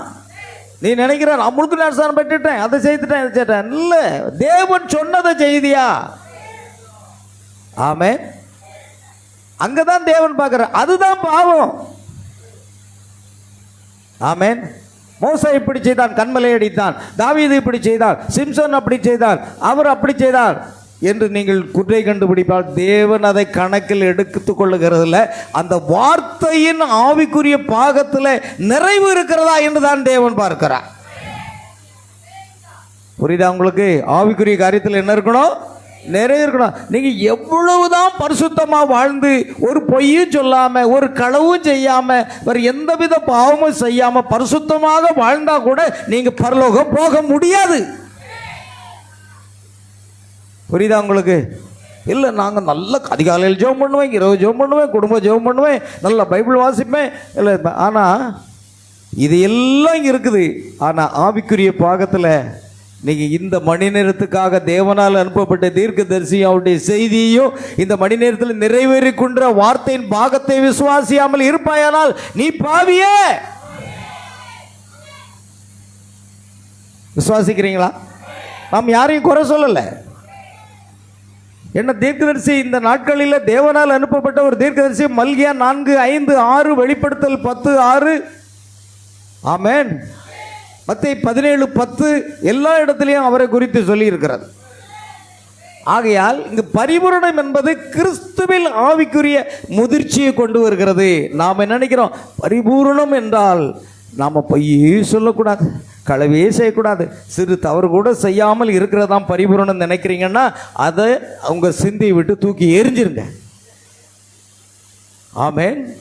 அதுவல்ல, பரிபூரணம் என்பது கிறிஸ்துவனுடைய ஆவிக்குரிய முதிர்ச்சியை அடைவது தான் குறிக்கிறது. ஆமென். பாருங்கள், சகோதரர் பிரணாம் என்ன சொல்றாரு தீர்க்கதரிசி, அவர்கள் பரிபூரணத்தை கிறிஸ்துவோடு முழுமையாக ஒன்றிணைந்த நிலை. பரிபூரணம் என்பது என்ன? கிறிஸ்துவோடு முழுமையாக ஒன்றிணைந்த நிலை, தேவ வார்த்தையில் நிலைத்திருத்தல். பாருங்கள், பரிபூரணம் என்பது எங்க கொண்டு வருது உங்களை? தேவ வார்த்தையில் நிலைத்திருத்தல். தேவ வார்த்தை மற்றும் பரிசுத்த ஆவியினால் வழிநடத்தப்படும் வாழ்க்கையாக அது இருக்கிறது. மனிதன் தன்னால் பரிபூரணனாக முடியவே முடியாது. பாருங்க, ஒரு மனிதன் என்ன செய்ய முடியாது? தன்னுடைய சுய முயற்சினால அவன் பரிபூரணம் அடையவே முடியாது. அப்படி அவன் தன்னைத்தானே புகைப்பிடிக்க மாட்டேன், மது அருந்த மாட்டேன், நான் சினிமா பார்க்க மாட்டேன், சீரியல் பார்க்க மாட்டேன், நான் களவு செய்ய மாட்டேன், பொய் சொல்ல மாட்டேன், எதையுமே செய்ய மாட்டேன், பாருங்கள் நான் பரிபூரணமாக இருக்கிறேன் என்று சொன்னால், இல்லை ஐயா, நீ இன்னும் பரிபூரணமாகவில்லை. பரிபூரணம் எங்க இருக்கிறது? தேவனுடைய வார்த்தையில் இருக்கிறது. நல்லா கவனிக்கணும். ஆகையால் மனிதன் தன்னால் பரிபூரணன் ஆக முடியாது. இன்னைக்கு எல்லாரும் அதை தான் பார்க்குறீங்க. நம்ம கூட எவ்வளோ பரிசுத்தமாக வாழ்கிறாங்க தான், ஏன் அப்படி வாழ்கிறாங்க, இப்படி வாழ்கிறாங்க, செய்கிறாங்க, அப்படி செய்கிறாங்க, எல்லாவற்றையும் இன்னைக்கு சொல்லிக்கிட்டு இருக்கீங்க. தேவன் அதை பார்க்கலாங்க. தேவன் அவருக்குரிய ஆவிக்குரிய முதிர்ச்சி வார்த்தையில் இருக்கிறாயா, அதை தான் பார்க்கிறார். ஆமென், அல்லேலூயா. கவனிங்க. ஆகையால் கிறிஸ்துவின் நீதியே விசுவாசியின் பரிபூரணமாகும் என்று அவர் போதித்தார். பார்த்தீங்களா? என்னதுங்க? கிறிஸ்துவனுடைய நீதி தாங்க பரிபூரணம். நம்மை நாமே ஒரு நாளும் பரிபூரணப்படுத்திக் கொள்ள முடியாது. கிறிஸ்துவனுடைய நீதி விசுவாசியின் பரிபூரணமாகும். பரிபூரணம் என்பது முழுமை, அது ஆவிக்குரிய முதிர்ச்சி. நல்ல கவனிங்க. சத்தியத்திலே நீங்கள் வளர்ந்திருக்கிற ஒரு முதிர்ச்சி, தேவ சித்தத்துடன் ஒத்த வாழ்க்கை. தேவ சித்தத்தோடு நீங்கள் சேர்ந்து வாழ்ந்து கொண்டே இருங்க, அவ்வளோதான். அடுத்ததாக, வேதாமத்தின் பார்வையில் பரிபூரணம் என்பது பாவமற்ற மனித திறமை அல்ல. நல்ல கவனிக்கணும். ஆமென். நான் ஒரு காலத்தில் புகைப்பிடித்துக் கொண்டிருந்தேன். I M A chain smoker. ஆனால் இப்போ நான் அந்த விட்டுட்டேன். நான் மதுபானம் குடித்து கொண்டிருக்கேன், இப்போ அதை விட்டுட்டேன். ஆமென். அது பரிபூரணம் அல்ல. பரிபூரண வார்த்தை இருக்கிறது. நிறைவானது வரும்போது குறைவானது ஒழிந்து போகும். நிறைவானது என்பது தேவன் தாமே, தேவனுடைய வார்த்தை தானே நிறைவானது. அந்த நிறைவாகிய தேவன் பரிசுத்த ஆவியானவர் நமக்குள்ள வந்தாச்சுன்னா தன்னால வெளியே போயிடும்.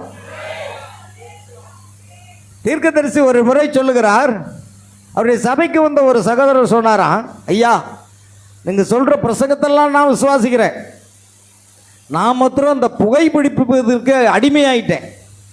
இந்த புகைப்பிடிக்கிறதுல நான் விட்டுட்டேன்னு வைங்களேன், நான் உடனே ஞானஸ்தானம் பெற்றுருவேன் அப்படின்னு சொன்னாராம். உண்மை சம்பவம். நான் புகைப்பிடிக்கிறத மட்டும் விட்டுட்டேன் அப்படின்னா நான் உடனடியாக ஞானஸ்தானம் எடுத்துக்கொள்கிறேன்னு சொன்னான். தீர்க்கதரிசி சொன்னாரா, நீ அதை விட முடியுமானால் இயேசு ஏன் ரத்தம் சிந்தணும்னு கேட்டார். புரியுதா? ஆமென். பாவம் செய்கிற எவனும் பாவத்திற்கு அடிமையாக இருக்கிறான். இயேசு கிறிஸ்து விடுதலையாக்கினால் மெய்யான விடுதலை. நாம பாவத்திலிருந்து விடுபட முடியுமானால் இயேசு கிறிஸ்து யார் ரத்தம் சிந்தணும். ஆமென், அல்லேலூயா. இப்போ பாருங்க, இங்க நம்ம கவனிக்கிறது இல்லை அந்த சிகரெட்டு பிடியை மட்டும் என்னால் விடவே முடியல, முயற்சி பண்ணிக்கிட்டு இருக்கிறேன், முடியல, நான் விட்டுட்டோம்னா ஞானஸ்நானம் எடுத்துருந்தேன். அவர் சொன்னார், தீர்க்கதரிசி என்ன சொன்னார் தெரியுமா? நீர் அப்போஸ்தலர் 2:38 படி தான் ஞானஸ்நானம் என்பதை விசுவாசிக்கிறையா? ஆம், முழுமையாக விசுவாசிக்கிறேன். ஒரே தேவன், பழைய ஏற்பாட்டின் ஏகோவா தேவதான், மாம்சத்தில் வெளிப்பட்ட கர்த்தராகிய இயேசு கிறிஸ்து என்பது விசுவாசிக்கிறாய்? ஐயா, நீர் பிரசங்கிக்கிற எல்லா வார்த்தையும் நான் அப்படியே 100% விசுவாசிக்கிறேன். அப்படியானால் ஒன்று செய்யும், உம்முடைய புகை பிடிப்பதை கர்த்தர் கணக்கில் எடுக்கவில்லை, முதலாவது வந்து ஞானஸ்நானம் பெற்றுக்கொள், அவருடைய வார்த்தைக்கு கீழ்ப்படியும் என்று சொன்னாராம். உண்மை சம்பவம் இது. ஆமேன். நடந்த சம்பவம் என்ன தெரியுமா? அவர் நேரடியாக அங்கு தண்ணீருக்கு சென்றார், கர்த்தராகிய இயேசு கிறிஸ்துவின் நாமத்தில் ஞானஸ்நானம் பெற்றார். ஞானஸ்நானம் பெற்ற பிற்பாடு தன்னுடைய உடைகளை எல்லாம் உடுத்து கொண்டார். பின்பு தனியாக ஒரு இடத்துக்கு சென்று மறுபடியும் அவர் புகைப்பிடிக்க ஆரம்பித்தார். நாம் என்ன செய்யும்? பாராய்வன் எவ்வளோ பெரிய நீசப்பாவி, ஞானஸ்நானம் எடுக்கும்னாலும் பாவியாக இருந்தான், ஞானஸ்நானம் எடுத்தவரும் பாவியாக இருக்கான்னு நீங்கள் சொல்லுவீங்க. ஆனால் தேவன் அதை பார்க்கிறதில்லை. உங்கள் நினைவுகள் என் நினைவுகள் அல்ல, உங்கள் வழிகளும் என் வழிகள். தேவன் அதை பார்க்கலையாம். தேவன் என்னத்தை பார்க்கிறார்னா, அவன் வார்த்தை விசுவாசித்து வார்த்தைக்கு கீழ்ப்படுகிறானா என்று தான் அவர் பார்க்கிறார். ஆமென். அதுதான் காரியம். நமக்கு ஒருவேளை உலக பிரகாரமாக பார்த்தா அது என்னமோ மாதிரி தெரியும். நடந்த சம்பவம் என்ன தெரியுமா? அவர் ஞானஸ்நானம் பெற்ற பிறகும் சென்று புகைப்பிடித்தாராம். அல்லேலூயா. நாட்கள் சென்றன. அல்லேலூயா.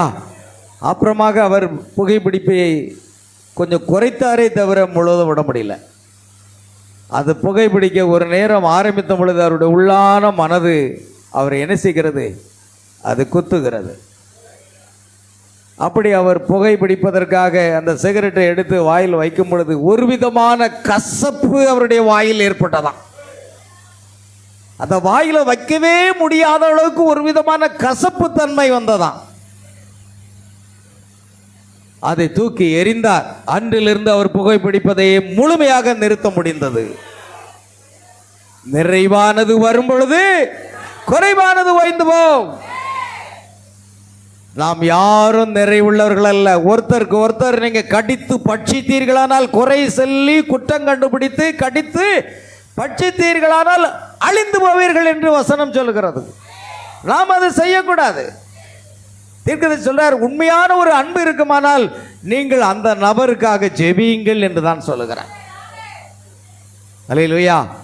ஆகையால் அந்த குறை கூறுகிற ஆவி என்பது பிசாசின் ஆவி என்பதை புரிந்து கொள்ள வேண்டும். ஆனால் தேவன் நமக்குள் அவருடைய வார்த்தையின் பரிபூரணம் வரும் பொழுது நம்முடைய இருக்கிற குறைவானதெல்லாம் போய்விடுகிறது. ஆமென். கவனிங்க. ஆகையால் வேதாகமத்தின் பார்வையில் பரிபூரணம் என்பது பாவப்பற்ற மனிதனின் திறமை அல்ல. அதாவது மனிதன் தன்னுடைய முயற்சியினாலே பாவம் இல்லாமல் வாழ்வதல்ல. அவன் பாவமே இல்லாம பொய் கூட சொல்லாம வாழ்கிறானா, அது பரிபூரணம் அல்ல. புரிந்து கொள்ளுங்க. உலகத்தார் பார்வைக்கு அதுதான் பரிபூரணமா தெரியும். ஆனா தேவனுடைய பார்வைக்கு அவருடைய வார்த்தையின் நிறைவுதான் பரிபூரணமாக இருக்கிறது. ஆமென். தீர்க்கதரிசி என்ன சொல்கிறார்? பரிபூரணம், பெர்ஃபெக்ஷன் என்பது மனிதன் தன் சொந்த முயற்சியினால் பாவமில்லாத நிலையை அடைவதல்ல. எல்லாரும் மனசுல வச்சுடுங்க. உங்க சொந்த முயற்சினால் நாம் புகைப்பிடிப்பதை விட்டுவிட வேண்டும், மது அருந்துவதை விட்டுவிட வேண்டும், சினிமா பார்ப்பதை விட்டுவிட வேண்டும், அதை விட்டுவிட வேண்டும், இதை விட்டு வேண்டும். சொந்த முயற்சி நீங்க செய்யாதீங்க. நீங்க வார்த்தைக்கு கீழ்ப்படிங்க. அதுதான் முக்கியங்கிறார். ஆவிக்குரிய வார்த்தையில முதிர்ச்சி அடைஞ்சாங்கன்னா நிறைவான வரும் பொழுது குறைவானது போய்விடுகிறது. அல்லேலூயா. பாருங்க, மனிதன் தன் சொந்த முயற்சியினால் பாவமில்லாத நிலையை அடைவது அல்ல, மாறாக இயேசு கிறிஸ்துவின் இரத்தத்தினால் நீதிமானாக்கப்பட்டு தேவனுடைய வார்த்தையில் நிலைத்திருக்கும் நிலை என்றுதான் தீர்க்கதரிசி வலியுறுத்துகிறார். ஆமென். நாம எங்க இருக்கணும்? தேவனுடைய வார்த்தையில நிலைத்திருங்க, மற்றதை தேவன் பார்த்து கொள்வாருங்க. ஆமென். ஒரு பாவமும் செய்யாமல் நன்மையே செய்யத்தக்க நீதிமான் பூமியிலே கிடையாது. பாருங்கள் பிரியமானவர்களே, அவர் அடிக்கடி மேற்கோள் காட்டிய கருத்து என்னவென்றால், நாம் நம்மில் பரிபூரணர் அல்ல, ஆனால் கிறிஸ்துவுக்குள் பரிபூரணராக எண்ணப்படுகிறோம். ஆமென். நாம் நம்மில் யாரும் கிடையாது, பரிபூர்ணமாக இல்லை. ஆனால் நாம் கிறிஸ்துக்குள்ளாக, வார்த்தைக்குள்ளாக, சத்தியத்துக்குள்ளாக அவருடைய ஒவ்வொரு வார்த்தையும் விசுவாசித்து ஆபிரகாமை போல கீழ்ப்படியவராக இருந்தால் அங்குதான் உங்களுடைய பரிபூரணம் விளங்குகின்றது. அதுதான் கிறிஸ்துவுக்குள் பரிபூரணராக நாம் எண்ணப்படுகிறோம். கிறிஸ்துவின் பலி பரிபூரணமானது, மனிதன் அல்ல. பாருங்கள், ஆடுகள் பலி செலுத்துவது சரிதான், ஆனால் அது பரிபூரணத்தை கொண்டு வராது. மாடுகள் பலி செலுத்துவது சரிதான், அது பரிபூரணத்தை கொண்டு வராது. புறாவை பலி செலுத்துவது சரிதான், ஆனால் அது பரிபூரணத்தை கொண்டு வருகிறது. ஆனால் ஒரு நித்திய பலியாக இயேசு கிறிஸ்து பலியாகும் பொழுது ஒரு பரிபூரணத்தை நமக்கு கொண்டு வருகிறது. ஆமென், அல்லேலூயா. அதனால தான் நாம் யார் மேலே விசுவாசம் வைக்கிறோம்? இயேசு கிறிஸ்துவினுடைய அந்த பலியின் மீது தான் நம்முடைய விசுவாசத்தை வைக்கிறோம். ஒரு விசுவாசி கிறிஸ்துவுக்குள் இருக்கும் பொழுது தேவன் அவரை கிறிஸ்துவின் நீதியின் அடிப்படையில் பார்க்கிறார். மனுஷன்லாம் என்ன செய்வான்? அவன் சொந்த நீதியின் அடிப்படையில் பார்க்கிறான். புரிகிறதா? சில பேர் அப்படிதான் சொல்லுவாங்க. ஏன் லூக்கா 18ஆம் அதிகாரத்திலே பார்க்கிறோமா, ஒரு ஆயக்காரனும் சொல்லுங்கய்யா, ஒரு பரிசேயனும் ஜெபம் பண்ண போகிறாங்க. அந்த பரிசேயன், நான் வாரத்தில் 2 தடவை வாசிக்கிறேன், என் சம்பாத்தியத்தெல்லாம் தசமாம் கொடுக்கிறேன், நான் தவறாமல் ஆலயத்துக்கு செல்லுகிறேன், ஆமேன் ஆமேன், இது எல்லாவற்றையும் நான் செய்து வருகிறேன், ஆனாலும் இந்த ஆயக்காரனை போல நான் கிடையாது. ஆமேன். அவன் தசமாக செலுத்துகிறான், ஆலயத்துக்கு ஒழுங்காக வர்றான், அடுத்தது உபவாசிக்கிறான். ஆமேன். நம்ம மாரி கிடையாது, உபவாசத்தை கூட்டத்தை கோட்டை விடுறது கிடையாது. நான் சர்ச்சில் தூங்க மாட்டேன். சொல்லுங்கள், எல்லாரும் வாய் திறந்து சொல்லுங்கள். நான் சர்ச்சில் தூங்க மாட்டேன், எல்லாரும் சொல்லணும். ஆமேன், அல்லேலூயா. ஏன்னா அதை நீங்கள் சொல்ல மாட்டீங்க. என்ன பிரசங்கம் அபிஷேகம் வந்தாலும் சரி, என்ன வெட்டுன்னு தெரியல, தூக்கிட்டு முதல்ல ஆஸ்பத்திரி கொண்டு போங்க. அல்லேலூயா. தேவனுடைய அபிஷேகம் பிரசன்னம் இருக்கும்போது, அவருடைய வார்த்தை இருக்கும்போது தேவனே இங்கே உலாவி கொண்டிருக்கிறார். எப்படிங்க தூக்கம் வரும்? ஆமேன். விசுவாசி கிறிஸ்துக்குள் இருக்கும் பொழுது தேவன் அவரை கிறிஸ்துவின் நீதியின் அடிப்படையில் தான் பார்க்கிறார். ஆனால் மனுஷனுடைய நீதியின் அடிப்படையில் ஒவ்வொருத்தரையும் பார்க்குறான். இளையச பிரதரா நல்ல மனுஷன் தான், ஆனால் சரியில்லை. இன்னாரா நல்ல சகோதரி தான், ஆனால் எப்போ பார்த்தாலும் கோவப்பட்டுக்கிட்டே இருப்பான், லைக் இல்லை. அல்லேலூயா. நம்ம எல்லாரையும் நேர்ந்தித்து முடிச்சிருவோம், ஆனால் தேவன் ஒருவரையும் நேர்ந்திருக்க மாட்டார். புரியுதா உங்களுக்கு? நாம் ஒருவரையும் நியாயந்திருத்து விடுவோம், ஆனால் தேவன் நியாயந்திருக்க மாட்டார். ஏன்னா தேவன் நம்ம எப்படி பார்க்கிறார்? தேவன் அவரை கிறிஸ்துவின் நீதியின் அடிப்படையில் தான் பார்க்கிறார். நீ வார்த்தையும் பரிபூரணமாக விசுவாசிக்கிறாயா என்று தான் அவர் பார்க்கிறார். ஆமேன். நல்ல கவனிங்க வார்த்தையை. பரிபூரணம் என்பது தேவ வார்த்தைக்கு முழுமையாக கீழ்ப்படிந்து வளர்வதை குறிக்கிறது. பரிபூரணம் என்பது என்னங்க? தேவனுடைய வார்த்தைக்கு முழுவதுமாக கீழ்ப்படிந்து வளருகிறதை குறிக்கிறது. அதுதான் முக்கியம்.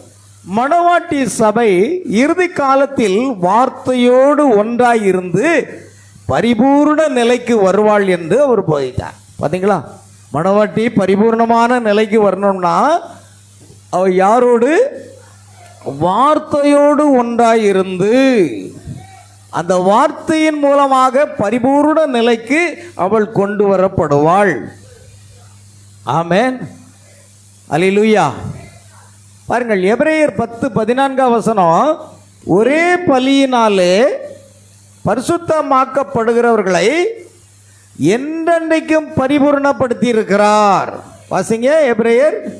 ஏனெனில் பரிசுத்தமாக்கப்படுகிறவர்களை ஒரே பலியினாலே இவர் என்றென்றைக்கும் பூர்ணப்படுத்தி இருக்கிறார்.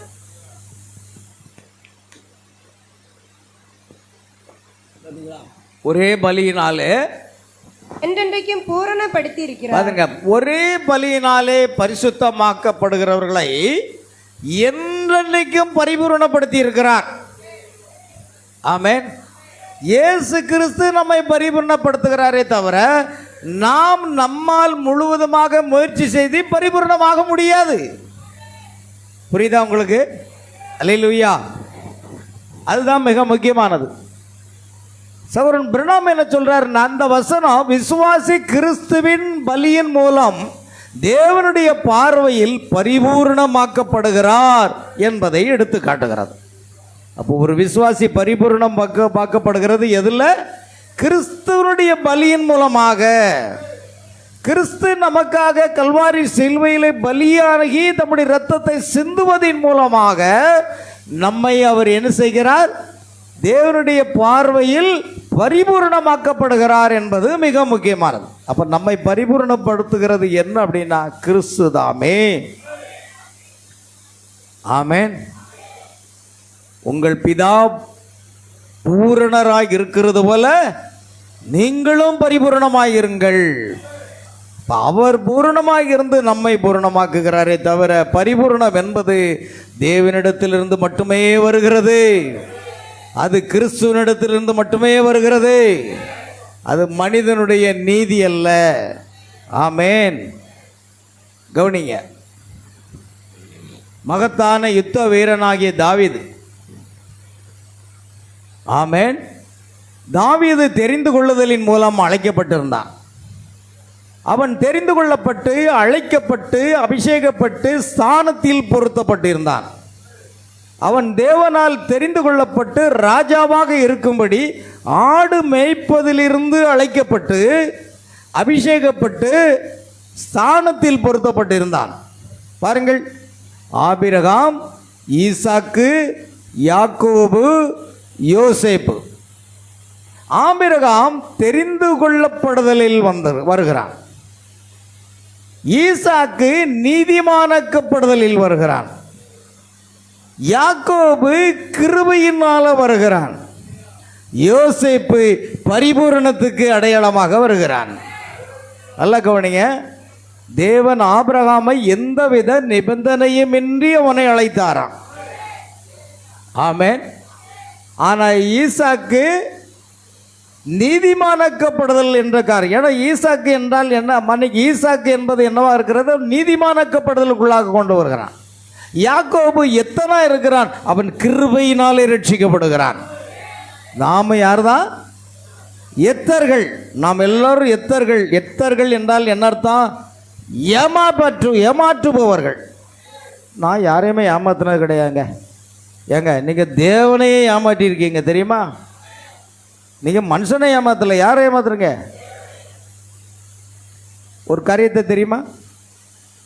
அப்போஸ்தலருடைய காலத்தில் 2 பேர் உண்டா? யாரெல்லாம்? அனனியா, சப்பீராள். அனனியா சப்பீர்கள் அவரவருடைய காணியாட்சிகளை விற்று அப்போஸ்தலருடைய பாதத்தில் கொண்டு வைத்தார்கள். குறைவுள்ளவர்களுக்கு அப்போஸ்தலர்கள் பகிர்ந்து கொடுத்தார்கள். ஆமென். ஆனால் அனனியாவும் சப்பீராலும் அவருடைய ஆஸ்திகளை விற்றார்கள். ஒரு பங்கை மட்டும் எடுத்து வச்சுட்டு மீதியை கொண்டு அப்போஸ்தலருடைய பாதத்தில் வைத்தாங்க. ஆமென். நல்ல கவனிங்க, ஒரு நிலத்தை விற்றீங்க, 10 லட்சம் ரூபாய்க்கு விற்றுருக்கீங்க. எவ்வளோ தசமாக செலுத்தணும்?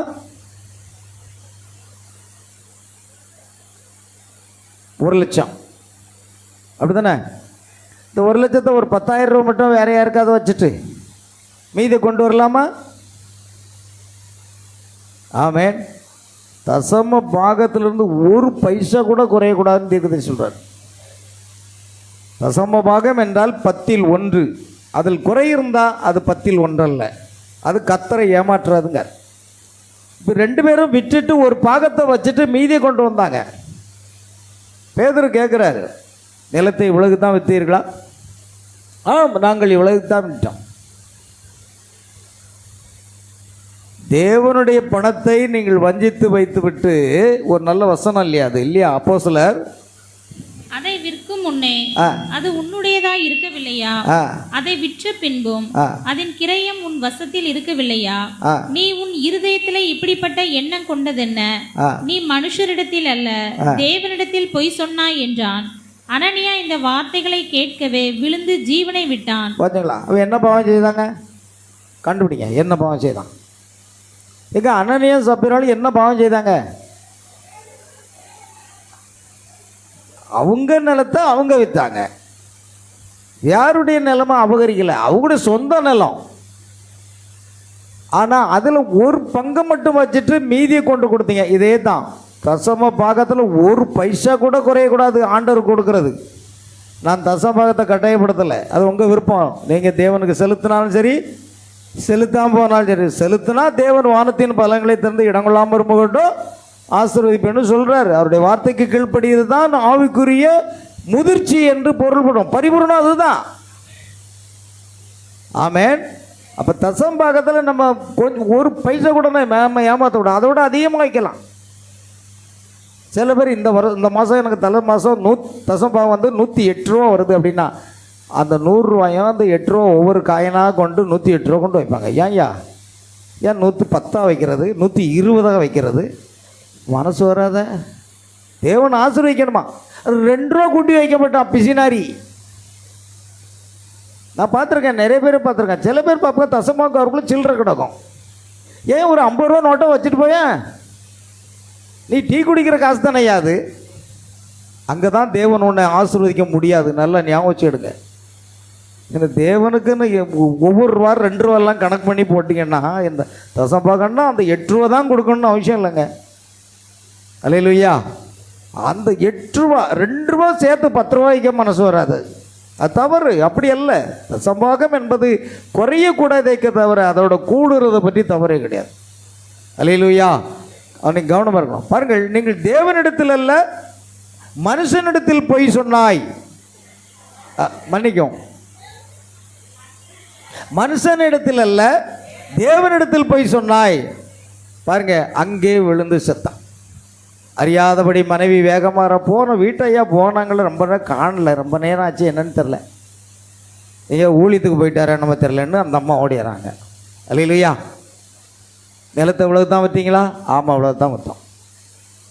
உன் புருஷனை அடக்கம் பண்ணி நான் கால்கள் நான் வாசல் படி வந்து ஒன்றையும் கொண்டு போவாங்க, ஓடு. எப்படி இருக்கும்? அல்லேலூயா. அங்கே என்ன காரியம்னா உத்தமம் என்ற ஒரு வார்த்தையை தான் கர்த்தர் பார்க்குறார். ஆமேன். உங்கள் காணிக்கைகளில் உங்கள் தசமபாகங்களில் என்னவா இருங்க? உத்தமமாக இருங்கள். அது மிக முக்கியமானது ஒரு காரியம். அதுதான் வார்த்தையில் வளர்ச்சி, அதுதான் பரிபூரணம். யாக்கோபு கிருபை, யோசேப்பு என்பது என்ன? பரிபூரணம். யோசேப்புக்கு விரோதமாக எதுவுமே இல்லை. சரி, அங்கேதான் காரியம். அழைக்கப்படுதல். நீங்கள் ஒரு தாவீதாக இருக்கிறீர்களா? தேவனால் முதலில் அழைக்கப்பட்டு தெரிந்து கொள்ளப்பட்டிருக்கிறீர்களா? ஆபிரகாம் தெரிந்து கொள்ளப்படுதல், ஈசாக்கு நீதிமானாக்கப்படுதல். ஆமென். அடுத்து வருகிறவன் விசுவாசத்தினாலே நீதிமானாக்கப்படுகிறான். யாக்கோபு கிருபை. நீங்கள் செய்திருப்பது எதுவுமே இல்லை, ஆனால் தேவனுடைய இரக்கத்தினால் தான். ஆமென். அது பாருங்க, ஆபிரகாமை தேவன் அழைத்தது அவருடைய கிருபை. ஈசாக்கு சொல்லுங்க, அங்க பாருங்க, அதுதான் அங்கே கீழே பார்க்க கூடாதுங்கிறது. இங்க பார்த்து சொல்லுங்க, ஈசாக்கு என்னது? நீதிமானாக்கப்படுகிற ஒரு காரியம். அடுத்து யாக்கோபு கிருபையினாலே தேவன் அழைக்கிறார். யோசேப்பு என்னவா இருக்கிறான்? பரிபூரணத்துக்கு அடையாளம். ஏன்னா யோசேப்பு என்றால் அது இயேசு கிறிஸ்துவை குறிக்கிறது. ஆமென். அல்லேலூயா. யோசேப்பு இயேசு கிறிஸ்துக்கு முன்னடையாளமானவனாக இருக்கிறான். ஆனால் யோசேப்பிலே தேவன் பரிபூரணத்தை பார்க்கிறார். அந்த யோசேப்பு நம்முடைய கர்த்தராகிய இயேசு கிறிஸ்து. பழைய ஏற்பாட்டில் யோசேப்பு பரிபூர்ணமானவர், இங்கு கர்த்தராகிய இயேசு கிறிஸ்து பரிபூர்ணமானவர். அல்லேலூயா. நல்லா கவனிக்கணும். ஆகையால் நீங்கள் தெரிந்து கொள்ளப்பட்டு அழைக்கப்பட்டு அபிஷேகப்பட்டு இயேசு கிறிஸ்துவின் சரீரத்தில் பொருத்தப்பட்டீர்கள். ஒரே ஆவியினாலே நாம் எல்லோரும் கிறிஸ்துவின் சரீரத்துக்குள் ஸ்தானத்தில் பொருத்தப்பட்டோம். நீங்கள் இன்னுமாக எப்பொழுதாவது அதை முயற்சித்து பார்த்திருக்கிறீர்களா? இப்பொழுது அது நேற்றைய இயேசுவாக இருந்தது, அது இன்றைய இயேசுவாகவும் இருக்கிறது. ஆமென். அது தாவீதினுடைய அதே தேவன்தான். அவர் தாவீதின் வேரும் சந்ததியுமாய் இருக்கிறார். பாருங்கள், ஆபிரகாமின் தேவன், ஈசாக்கின் தேவன், யாக்கோபின் தேவன், தாவீதின் தேவன் நம்முடைய தேவனாகவும் இருக்கிறார். அதே தேவன்தான். ஏனென்றால் இயேசு கிறிஸ்து நேற்றும் இன்றும் என்றும் மாறாதவராய் இருக்கிறார். கவனிங்க. ஆகையால் அவர் அதிகாலை விடிவெள்ளி நட்சத்திரமாக இருக்கிறார். அது சரிதானா? அவர் ஏ முதல் இசட் வரைக்கும் இருந்தார், ஆதியும் அந்தமாக இருந்தார். அது சரிதானா? பாருங்கள், அது கிரேக்க எழுத்துக்களில் அல்பாவும் ஒமேகாவுமாக இருக்கிறார். அல்பா ஏ முதல் இசட் வரை, அல்பா ஒமேகா, ஆதியும் அந்தமும், அவர் இருந்தவரும் இருக்கிறவரும் வருகிறவருமாகிய சர்வ வல்லமுள்ள கர்த்தர். அவர் தாவீதின் வேரும் சந்ததியுமாய் இருக்கிறார். அற்புதமானவர், ஆலோசனை கர்த்தர், வல்லமுள்ள தேவன், சமாதான பிரபு, நித்திய பிதா, அவருக்குள் எல்லாம் வாசம் செய்கிறது. தேவனுடைய பரிபூரணம் எல்லாமே கிறிஸ்துக்குள் வாசம் செய்கிறது என்று கூறுவது போன்று அது சரியே. தம்முடைய மகிமையிலிருந்து இறங்கி என்று அவருடைய பாடலில் கூறுவது போன்று தேவன் அவருக்குள் தான் அந்த பரிபூரணம். உங்களுடைய பிதா பூரண சற்குணராக இருக்கிறது போல பிதாவாகிய தேவன் பூரணமானவர். ஆனால் அந்த பூரணமானது ஒரு மனித வடிவிலே ஒரு மனிதனுக்குள்ளாக அவர்தான் இயேசு கிறிஸ்துவாக இருக்கிறார். அவருக்குள் அந்த பரிபூரணம் இருக்கிறது. நாம் அதை வாசிக்க போறோம். ஏசாயா 9:6 கேள்வி பதில்கள். ஏசாயா 9:6 நமக்கு ஒரு பாலகன் பிறந்தார், நமக்கு ஒரு குமாரன் கொடுக்கப்பட்டார், கர்த்தத்துவம் அவர் தோளின் மேல் இருக்கும், அவர் நாமம் அதிசயமானவர். பாருங்க, அவர் நாமம் அதிசயமானவர், ஆலோசனை கர்த்தா, வல்லமுள்ள தேவன், நித்திய பிதா, சமாதான பிரபு என்னப்படும். ஏசாயா அபகாரமாக சொல்லுகிறார். பாருங்கள், அவர் அல்பா ஒமேகா, முதலும் முடிவும், தாவீதின் வேரும் சந்ததியும், பிரகாசமுள்ள விடிவெள்ளி நட்சத்திரம், பிதா, குமாரன், பரிசுத்த ஆவி, எல்லாம் இயேசு கிறிஸ்துவே. தேவத்துவத்தின் பரிபூரணம் எல்லாம் சரீர பிரகாரமாக அவருக்குள் வாசமாய் இருக்கிறது என்று வேதம் சொல்லுகிறது. கொலோசியர் 2:9 அப்படி சொல்லுகிறது. வாசிங்கள். கொலோசியர் 2:9. தேவத்துவத்தின் பரிபூரணம் எல்லாம் சரீர பிரகாரமாக அவருக்குள் வாசமாய் இருக்கிறது. திரித்துவத்தின் பரிபூரணம் எல்லாம் என்றல்ல. அல்ல, கவனிங்க. இன்னைக்கு ஸ்தாபனத்தார் என்ன சொல்றாங்க? திரித்துவத்தின் பரிபூரணம் இல்லை, தேவத்துவத்தின் பரிபூரணம். காட் ஹெட் என்று அர்த்தம். காட் ஹெட் அப்படின்னா அது ரோமர் 1:20 அந்த தேவத்துவம் என்ற வார்த்தை காணப்படுகிறது. வாசிங்க. ரோமர் 1:20. எப்படி என்றால் காணப்படாதவைகளாகிய அவருடைய நித்திய வல்லமை, பாருங்க, அவருடைய நித்திய வல்லமை, தேவத்துவம் என்பவைகள் உண்டாக்கப்பட்டிருக்கிறவைகளினாலே உலகம் உண்டானது முதற்கொண்டு தெளிவாய் காணப்படும். பாருங்க, தேவத்துவம் என்பது தெளிவாய் காணப்படுகிறது, திரித்துவம் என்பது குழப்பமாக காணப்படுகிறது. நல்ல கவனிங்க. தேவத்துவம் என்றால் என்ன? அது தேவனுடைய நித்திய வல்லமையாக அவருடைய செயல்பாடாக இருக்கிறது. அந்த தேவத்துவம் என்பது பிதா, குமாரன், பரிசுத்த ஆவி, அவருடைய அல்பா ஒமேகா, ஆதி அந்தம், சமாதான பிரபு, நித்திய பிதா, எல்லாமே தேவத்துவம் தான். அந்த தேவத்துவம் யாருக்குள்ள இருக்குது? தேவத்துவம் யாருக்குள்ள இருக்குங்க? கொலோசியர் 2:9 கிறிஸ்துக்குள் வாசமாயிருக்கிறது. தேவனுடைய பரிபூரணம் அனைத்தும் கிறிஸ்துக்குள் வாசமாயிருக்கிறது. தேவன் சிருஷ்டிகர், இயேசு சிருஷ்டிகர். தேவன் ரட்சகர், இயேசு ரட்சகர். தேவன் மரித்தோரை உயிரோடு எழுப்புகிறார், இயேசு மரித்தோரை உயிரோடு எழுப்புகிறார். தேவன் ஆத்மாக்களை ரட்சிக்கிறார். ஓ, இயேசு கிறிஸ்து ஆத்மாக்களை ரட்சிக்கிறார். தேவனுடைய எல்லா தேவத்துவத்தின் பரிபூரணமும் கிறிஸ்துக்குள்ளாக சரீர பிரகாரமாக வாசமாக இருக்கிறது. நீ இயேசுவை 2வது இடத்துக்கு கொண்டு வரீங்க திருத்துவத்தில். ஆமென். அது எவ்வளவு பெரிய தவறான போதகம் தெரியுமா? ஆமென். அல்லேலூயா. தேவத்துவத்தின் பரிபூரணம் எல்லாமே கிறிஸ்துக்குள்ள தான் இருக்கு.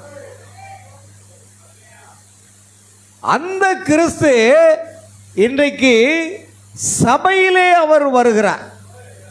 தேவன் குருடனான பர்தேயுமே என்ற செய்தியிலே தேவன் சபையில் முதலாவது அப்போஸ்தலர்களை நியமித்திருக்கிறார், அல்லது மிஷனரிகளை என்ற ஒரு மேலான வார்த்தையை உபயோகிப்பேனாக. நான் ஏற்கனவே சொன்னேன், அப்போஸ்தலன் என்றால் அனுப்பப்பட்டவன். அதற்கு இங்கே மிஷனரிகள் என்று அழைக்கிறார்கள். போன வாரம் கூட நான் செய்தியில் சொன்னேன், மிஷனரிகள் என்றால் வேறு யாரும் அல்ல, அவர்களாம் யாரெல்லாம்? அப்போஸ்தலர்கள் என்று அர்த்தம். ஆகையால் அப்போஸ்தலர்களை நியமித்திருக்கிறார், அல்லது மிஷனரிகள் என்று ஒரு மேலான வார்த்தையை உபயோகிப்பேனாக. மிஷனரிகள் ஏன் அப்போஸ்தலர்கள் என்று அழைக்கப்படுவதற்கு பதிலாக மிஷனரிகள் என்று அழைக்கப்படுவதை விரும்புகிறார்கள் என்பது எனக்கு தெரியவில்லை. அது சரியாக அதே காரியம்தான். அனுப்பப்பட்ட ஒருவன், அதுதான் மிஷனரிகள். அப்போஸ்தலர்கள், தீர்க்கதரிசிகள், போதகர்கள், சுவிசேஷகர்கள் சபையும் சரீரமும் பரிபூர்ணம் அடைவதற்காக. பார்த்தீங்களா? சபையாகிய விசுவாசிகள் பரிபூர்ணம் அடைவதற்காக இந்த ஊழியங்களை தேவன் அங்கு வைக்கிறார். இவங்க இல்லைன்னா ஒரு விசுவாசி பரிபூர்ணம் அடையவே முடியாது. நல்லா கவனிக்கணும். சபையும் சரீரமும் பரிபூர்ணம் அடைவதற்காக இந்த வரங்கள் எல்லாமே சபையை மற்றும் சரீரத்தை பூரணப்படுத்துவதற்காக சர்வ வல்லமுள்ள தேவனால் சபையில் நியமிக்கப்பட்டிருக்கிறது. ஆமென். அல்லேலூயா. அந்த பூரணம் என்ற ஒரு காரியத்தை நம்ம கவனிக்கிறோம். ஆவிக்குரிய புத்திர சுவிகாரம். இப்போது 3 என்ற எண் பரிபூரணத்தை குறிக்கும் எண்ணாகும். அது என்னவென்றால் தேவன் அதில் பரிபூரணம் அடைகிறார். ஒன்றான மெய்த்தவனாகிய நித்திய தேவன் அவருடைய தேவத்துவ வெளிப்பாடு. திரும்பியும் கவனிங்க, திரித்துவம் அல்ல. ஆமென். திரித்துவம் என்பது பிசாசனுடைய போதனையாக இருக்கிறது, அல்லது போதர்கள் தவறாக அதை பிரசங்கிக்கிறார்கள் என்ற அர்த்தம். ஆனால் பைபிள் தேவத்துவம் என்றே அழைக்கிறது. அல்லேலூயா. கவனிங்க. ஆகையால் தேவத்துவ வெளிப்பாட்டில் 3 என்ற எண்ணில் பரிபூரணம் அடைகிறார். பிதா, குமாரன், பரிசுத்த ஆவி. இது 3 வித்தியாசமான தனித்தனி தேவர்கள் என்று அர்த்தம் அல்ல. ஆமென். பிதா ஒரு தேவன், குமாரன் ஒரு தேவன், பரிசுத்த ஆவி ஒரு தேவன் என்று சொன்னால் அது முற்றிலும் அஞ்ஞான மார்க்கமே. ஆமென். ஆனால் ஒரே ஒரு தேவன் தான் உண்டு. 3இல் அவர் பிரதிபலிக்கிறார். தேவன் மூவராய் இருக்கவில்லை, தேவன் ஒருவரே. அவர் பிதாவாக, குமாரனாக, பரிசுத்த ஆவியாக 3 விதத்தில் தன்னை வெளிப்படுத்தி 3 விதமாக கிரியைகளை அவர் செய்து கொண்டு வருகிறார். ஆனால் ஒரே ஒரு தேவன். அதனால்தான் உபாகமம் 6:4 இஸ்ரவேலை கேள், நம்முடைய தேவனாகிய கர்த்தர் ஒருவரே கர்த்தர். மத்தேயு 4:10 இயேசு சொன்னார், அப்பால போய் சாத்தானே, உன் தேவனாகிய கர்த்தரை பணிந்து கொண்டு அவர் ஒருவருக்கே ஆராதனை செய்வாயாக. ஆமென். பிசாசுக்கு தெரியும். ஏன்னா யாக்கோபில் எழுதியிருக்குன்னு நினைக்கிறேன், தேவன் ஒருவர் உண்டென்று பிசாசுகளும் விசுவாசித்து நடுங்குகின்றது. பிசாசுக்கு நல்லா தெரியும் தேவன் ஒருவர் தான். அப்படி மட்டும் இல்லைங்க, நாம் எப்படி ஒரே தேவனை விசுவாசிக்கிறோமோ அதே மாதிரி பிசாசுகளை என்னதான் செய்கிறது? ஒரே தேவனை தான் விசுவாசிக்கிறது. அந்த வசனத்தை நீங்க யாராவது எடுத்தீங்கன்னா வாசித்து பாருங்க. யாக்கோபு 2:19. யாக்கோபு 2:19. தேவன் ஒருவர் உண்டென்று விசுவாசிக்கிறாய், அப்படி செய்கிறது நல்லதுதான். பிசாசுகளும் விசுவாசித்து நடுங்குகின்றன. ஐயா, ஒன் காட் ஃபெய்த்ல யார் இருக்கிறா? பிசாசு கூட நம்மை போல ஒன் காட் ஃபெய்த்ல தான் இருக்கான். ஆனால் இந்த ஸ்தாபனங்கள் திரித்துவத்தில் இருக்குது. பிசாசோட அது மோசம். புரியுதா? பிசாசோட மோசமான உபதேசம். அல்லேலூயா. தேவன் ஒருவர் உண்டென்று பிசாசுகளும் விசுவாசித்து நடுங்குகின்றன. ஒரே தேவன் அவனுக்கு தெரியும். ஆமென். ஆனால் ஒரே தேவனை விசுவாசிக்க கூடாதபடிக்கு ஸ்தாபனங்களுக்குள்ள கிறிஸ்தவர்களுக்குள்ள என்னத்தை உண்டாக்கிட்டான்? திரித்துவம் என்ற ஒரு போதனையை உள்ள கொண்டு வந்துட்டான். அதனால தான் தீர்க்கதரிசி என்ன சொல்றாருன்னா, திரித்துவம் என்பது பிசாசின் போதனையே அப்படின்னு சொல்றார். பிதா குமாரன் பரிசுத்தாவின் பட்ட பெயர்களில் கொடுக்கிற ஞானஸ்தானம் பிசாசினுடைய போதகமே தெளிவாக சொல்றார். புரியுதா உங்களுக்கு? இன்னைக்கு இதை தெரிஞ்ச பிறகும் அநேகர் என்ன செய்கிறாங்க? அந்த ஸ்தாபன கோட்பாடுகளையே உள்ள உட்கார்றாங்க. ஆமென். பாருங்கள் பிரியமானவர்களே, அது நம்முடைய ஜீவனுக்கு உத்தரவாதம் கிடையாது. ஆகையால் தேவன் ஒரே தேவன் தான் உண்டு, மூன்றில் பிரதிபலிக்கிறார். தேவன் மூவராய் இருக்கவில்லை, தேவன் ஒருவரே. ஆனால் அவருடைய உதாரணமாக சிம்பிளாக எடுத்துக்கலாம். இப்போ நம்ம எடுத்துக்கொள்வோம். நாம் ஒருவரா, இருவரா, மூவரா? நாம் ஒவ்வொருவரும் தனிநபர் தானே. ஆனால் நமக்குள் என்ன இருக்கிறது? சரீரம், ஆவி, ஆத்மா, மூன்று பாகம் இருக்கிறது. மூன்றுக்கும் தனித்தனி செயல்பாடுகள் இருக்கிறது. சரீரத்துக்கு செயல்பாடு வேற, ஆவிக்கு செயல்பாடு வேற, ஆத்மாவுடைய செயல்பாடு வேற. ஆனால் ஆவி, ஆத்மா, சரீரம் சேர்ந்தது தான் ஒரு நபர். புரிகிறதா? அதே போல பிதா குமாரன் பரிசுத்தாவி சேர்ந்தது தான் ஒரே தேவன். ஆமென். கர்த்தருக்கு ஸ்தோத்திரம் உண்டாகட்டும். அவருடைய தேவத்துவத்தை மூன்றில் வெளிப்படுத்துகிறார். அதன் பொருள் என்னவெனில், பூமியில் 3 யுகங்களின் காலத்தில் ஜீவனுள்ள ஒன்றான மெய்தேவன் பரிபூரணப்படுகிறார். ஆமென். அதுதான் வார்த்தையில தான் பரிபூரணம். நீ என்னதான் திருத்துவத்தை விசுவாசித்து பிதாகுமாரன் பரிசுத்தாவின் பட்டபெயர்ல ஞானஸ்நானம் பெற்று ஒரு நாளும் நீ பூரணமாக முடியவே முடியாது. பூரணம் என்பது ஆவிக்குரிய வளர்ச்சியில் அவருடைய வார்த்தையில் இருக்கிறது. அதுதான் நம்மை பரிபூர்ணப்படுத்துகிறது. பாருங்க, நான் சொன்னேன், ஒரு குறைமில்லாமல் ஒரு தவறும் செய்யாமல் வாழ்கிற வாழ்க்கையெல்லாம் பரிபூரணம். அதுக்கு இதுக்கு என்ன கிடையாதுங்க, சம்மந்தமே கிடையாது. வார்த்தையின் பரிபூரணம் அங்கதான் முக்கியம். எபிரேயர் 6ஆம் அதிகாரம், மாம்சம் புசியாமல் இருப்பது, இதை செய்யாமல் இருப்பது சரீரத்தை பரிபூரணப்படுவது அல்ல.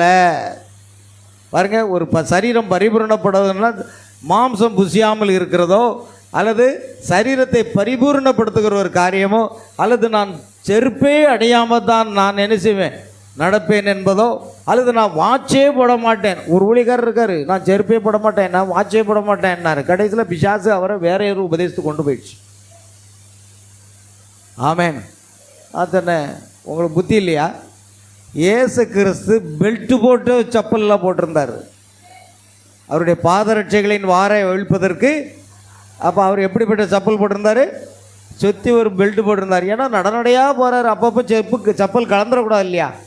அதனால் நல்ல பெல்ட்டு போட்டு செப்பலை போட்டுக்கிட்டு தான் அவர் ஊழியத்துக்கு போனார். இவர் செருப்பே போட மாட்டாலாம் பரிசுத்தமாக. ஆமென். அல்லேலூயா. அதுவல்ல, சுய பரிசுத்தங்கிறது ஒன்றுக்கும் உதவாது. ஆமென். மாம்சம் புசியாமல் இருப்பது போன்ற காரியங்கள் அது பரிபூரணம் அல்ல. நீங்கள் இந்த சரீரத்தை அவ்வாறு ஒருபோதும் பரிபூரணமாக்கவே முடியாது. ஆமென். நாம் நம்முடைய சரீரத்தை ஒரு நாள் என்ன செய்ய முடியாது, பரிபூரணமாக்கவே முடியாதுங்க. ஏன்னா இன்னைக்கு அநேகருக்கு பரிபூரணம்னா என்னன்னே புரிகிறது இல்லை. நீங்கள் இதை விட்டுவிட வேண்டும். நம்மை நாமே பரிசுத்தமாக்கி கொள்ளுகிறதை விட்டுவிட வேண்டும். அடுத்தது இதை செய்ய வேண்டும், இதை செய்ய வேண்டும், அதை செய்ய வேண்டும் என்று நியாயப்பிரமாணமாய் உள்ளது. அது பிரமாணத்தின் கிரியைகளை கடைபிடிப்பவர்களாகும். நாம் ரட்சிப்பின் முறைமைகளின்படி கிரியைகளை கடைபிடிப்பதில் நம்பிக்கை கொள்கிறதில்லை. சில பேர் சொல்றாங்க 10 கட்டளை இஸ்ரவேலர்களுக்கு தான், நமக்கு கிடையாதுன்னு சொல்றாங்க சில போதகர்கள். அப்படின்னு சில போதகர்கள் சொல்றாங்க 10 கட்டளைகள் இன்றைக்கு நமக்கு உண்டு அப்படின்னு போதிக்கிறவங்க இருக்காங்க. நீங்க என்ன சொல்ல போறீங்க? களவு செய்யாத இருப்பாயாக, பொய் சொல்லாத இருப்பாயாக, தாய் தகப்பன் மாதிரி கனவீனப்படுத்தாமல் இருப்பாயாக, அப்படி இப்படிலாம் சொல்லியிருக்கலாம். அந்த 10 கட்டளைகள் தெரியுமில்ல? எங்கே இருக்குது 10 கட்டளைகள்? பைபிளில் தான் இருக்குது.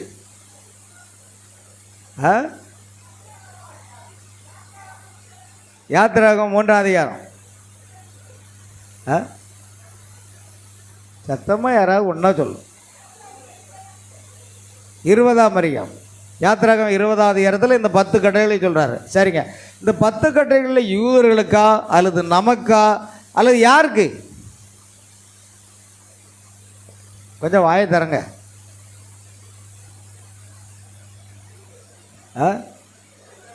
யூதர்களுக்கு. ஏன்னா அது நியாயப்பிரமாணத்தில் கொடுக்கப்படாது. இன்றைக்கு நம்ம 10 கட்டளைகளுக்கு கீழ்ப்படியணுமா? இந்த 10 கட்டளைகளை நம்ம கீழ்ப்படிஞ்சா நம்ம பரிபூரணப்பட முடியுமா? முடியாது.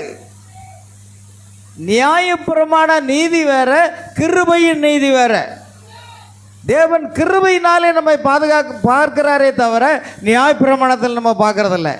நியாயப்பிரமாண நீதியின்படி குற்றச்சாட்டப்படாத ஒருவர் தான் பவுல்னு சொல்லியிருக்கு. நியாயப்பிரமாண நீதியின்படி கூட அவரை குற்றச்சாட்ட முடியாது. ஆமென். ஆனால் நியாயப்பிரமாண நீதியின்படி நம்ம ஒவ்வொருவரையும் என்ன செய்ய முடியும்? குற்றச்சாட்ட முடியும். ஆனால் நாம் நியாயப்பிரமாணத்தை சார்ந்ததல்ல, நாம் கிருபையை சார்ந்தவர்கள். கிருபையினாலே, விசுவாசத்தினாலே, மன்னிக்கும் அந்த வசனம் எபேசியர் 2ல், கிருபையினாலே விசுவாசத்தை கொண்டு ரட்சிக்கப்பட்டீர்கள். அந்த கிருபை தான் நம்ம ரட்சித்தது. அல்லேலூயா. அதனால் நியாயப்பிரமாண நீதி மனுஷனை என்ன செய்யாது? பூரணப்படுத்தாது. பூரணர் என்றால் கிறிஸ்துவே, தேவனே பூரணர். அவர் நமக்குள் வருவாரானால், அவர் நமக்குள் வந்து வாசம் செய்வாரானால் நம்மை அவர் பரிபூர்ணப்படுத்துகிறார். அங்கதான் முக்கியம். கிருபையினாலே நாம் ரட்சிக்கப்பட்டிருக்கிறோம் என்றே நாம் விசுவாசிக்கிறோம். அது நீங்களாக செய்வதல்ல. பார்த்தீங்களா? அது நாம் 10 கட்டளை கீழ்ப்படிச்சதுனால நாம் ரட்சிக்கப்படலை. கிருபையினாலே விசுவாசத்தின் மூலமாக ரட்சிக்கப்படுகிறோம். அப்படிதான். நம்ம எந்த முயற்சியும் எடுக்கிறதில்ல. ஒன்று, நாம் கிருபையை தேவன் நம்ம கொடுக்கிறார், நாம் அதை விசுவாசிக்கிறோம். ஆமென். பாருங்க, அதனோடு செய்வதற்கு உங்களுக்கு ஒன்றுமே இல்லை, ஒன்றுமே கிடையாது.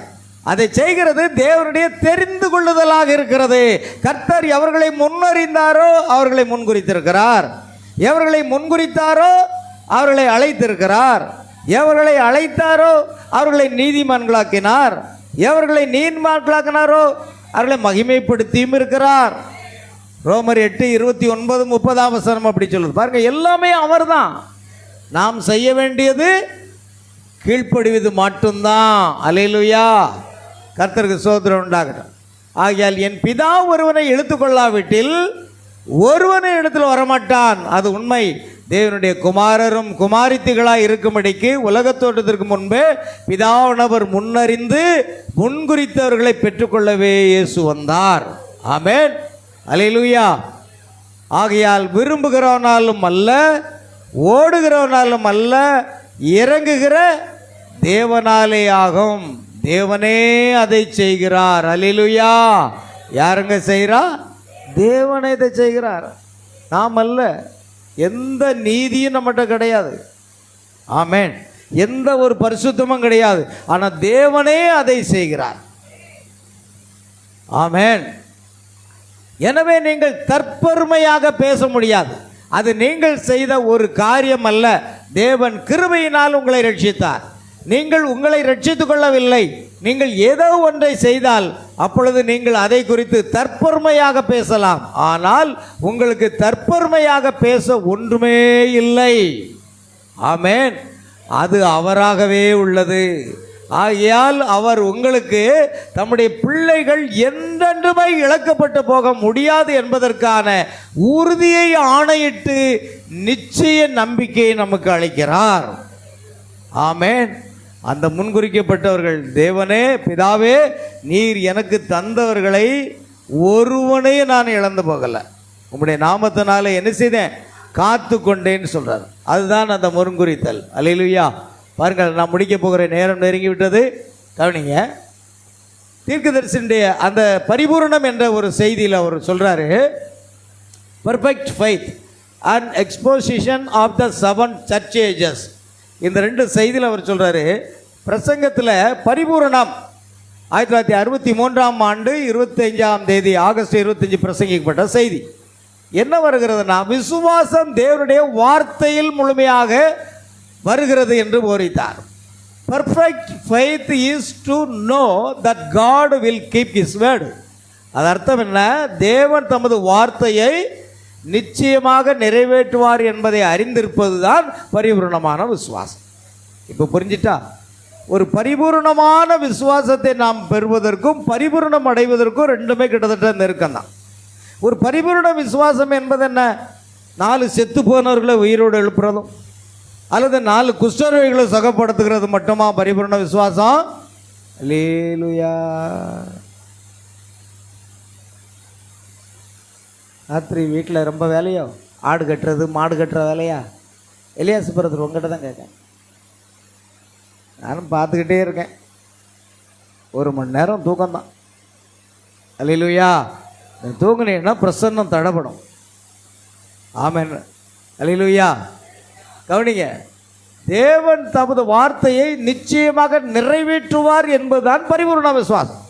இப்போ மோசே ஒரு பரிபூர்ண விசுவாசத்தை பெற்றிருந்தார். மன்னிக்கும், ஆபிரகாம் ஒரு பரிபூர்ண விசுவாசத்தை பெற்றிருந்தார். அது என்ன?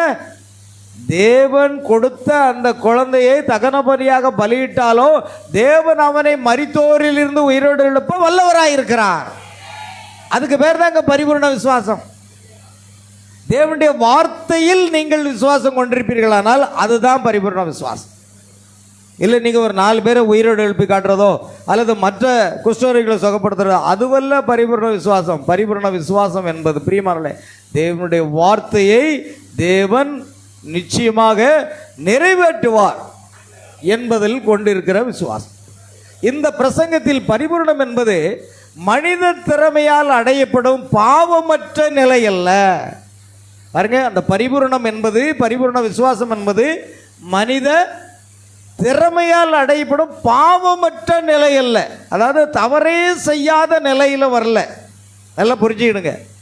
அதனால் நான் பரிசுத்தமாக அப்படி வாழணும் இப்படி வாழணும் இப்படி வாழணும் நீங்கள் முயற்சி பண்ணுறீங்க, அதில் உங்களுக்கு பரிபூர்ணம் வருவது இல்லை. தேவனுடைய வாக்கு தத்தத்தில் முழுமையாக ஓய்வெடுக்கும் விசுவாச நிலையாகவது இருக்கிறார். தேவனுடைய வார்த்தையின் பேரிலே இளைப்பாறுகிற ஒரு விசுவாச நிலை. என்ன கஷ்டம் வந்தாலும் என்ன துன்பம் வந்தாலும் என்ன நடந்தாலும் சரி, அந்த வார்த்தையில் இளைப்பாறிக்கிட்டு இருக்கீங்களே, அதுதாங்க பரிபூர்ணமான நிலை. ஆமேன். தீர்க்கதரிசி பாருங்க, மனைவி செத்து போனா, மகா செத்து போனா, எல்லாம் போச்சு. அவனுடைய சகோதரன் செத்து போனார். எல்லாம் அவர் காலத்தில் நடக்கிறது. பெரிய இழப்புகளை சந்திக்கிறார். ஆனால் அவர் வார்த்தையிலே இளைப்பாடி கொண்டிருந்தார். அதுதான் பரிபூரணமான நிலை. ஏதோ ஒரு கஷ்டம் வருது, துன்பம் வருது, இல்லை ஏதாவது நடந்தது உங்கள் குடும்பத்தில், ஆண்டவர் விட்டுட்டு தூரம் போயிடுறீங்களே அப்படின்னா நீங்கள் என்ன நிலையில் இருக்கீங்க? ஒரு பரிபூர்ண நிலைக்கு நீங்கள் வரவே இல்லை. ஆமென். ஒரு பரிபூர்ண நிலைக்கு வந்ததுனால தான் சகோதரன் பிரணாமுடைய சொந்த தாயார் மரணப்படுக்கையில் இருக்கிறாங்க.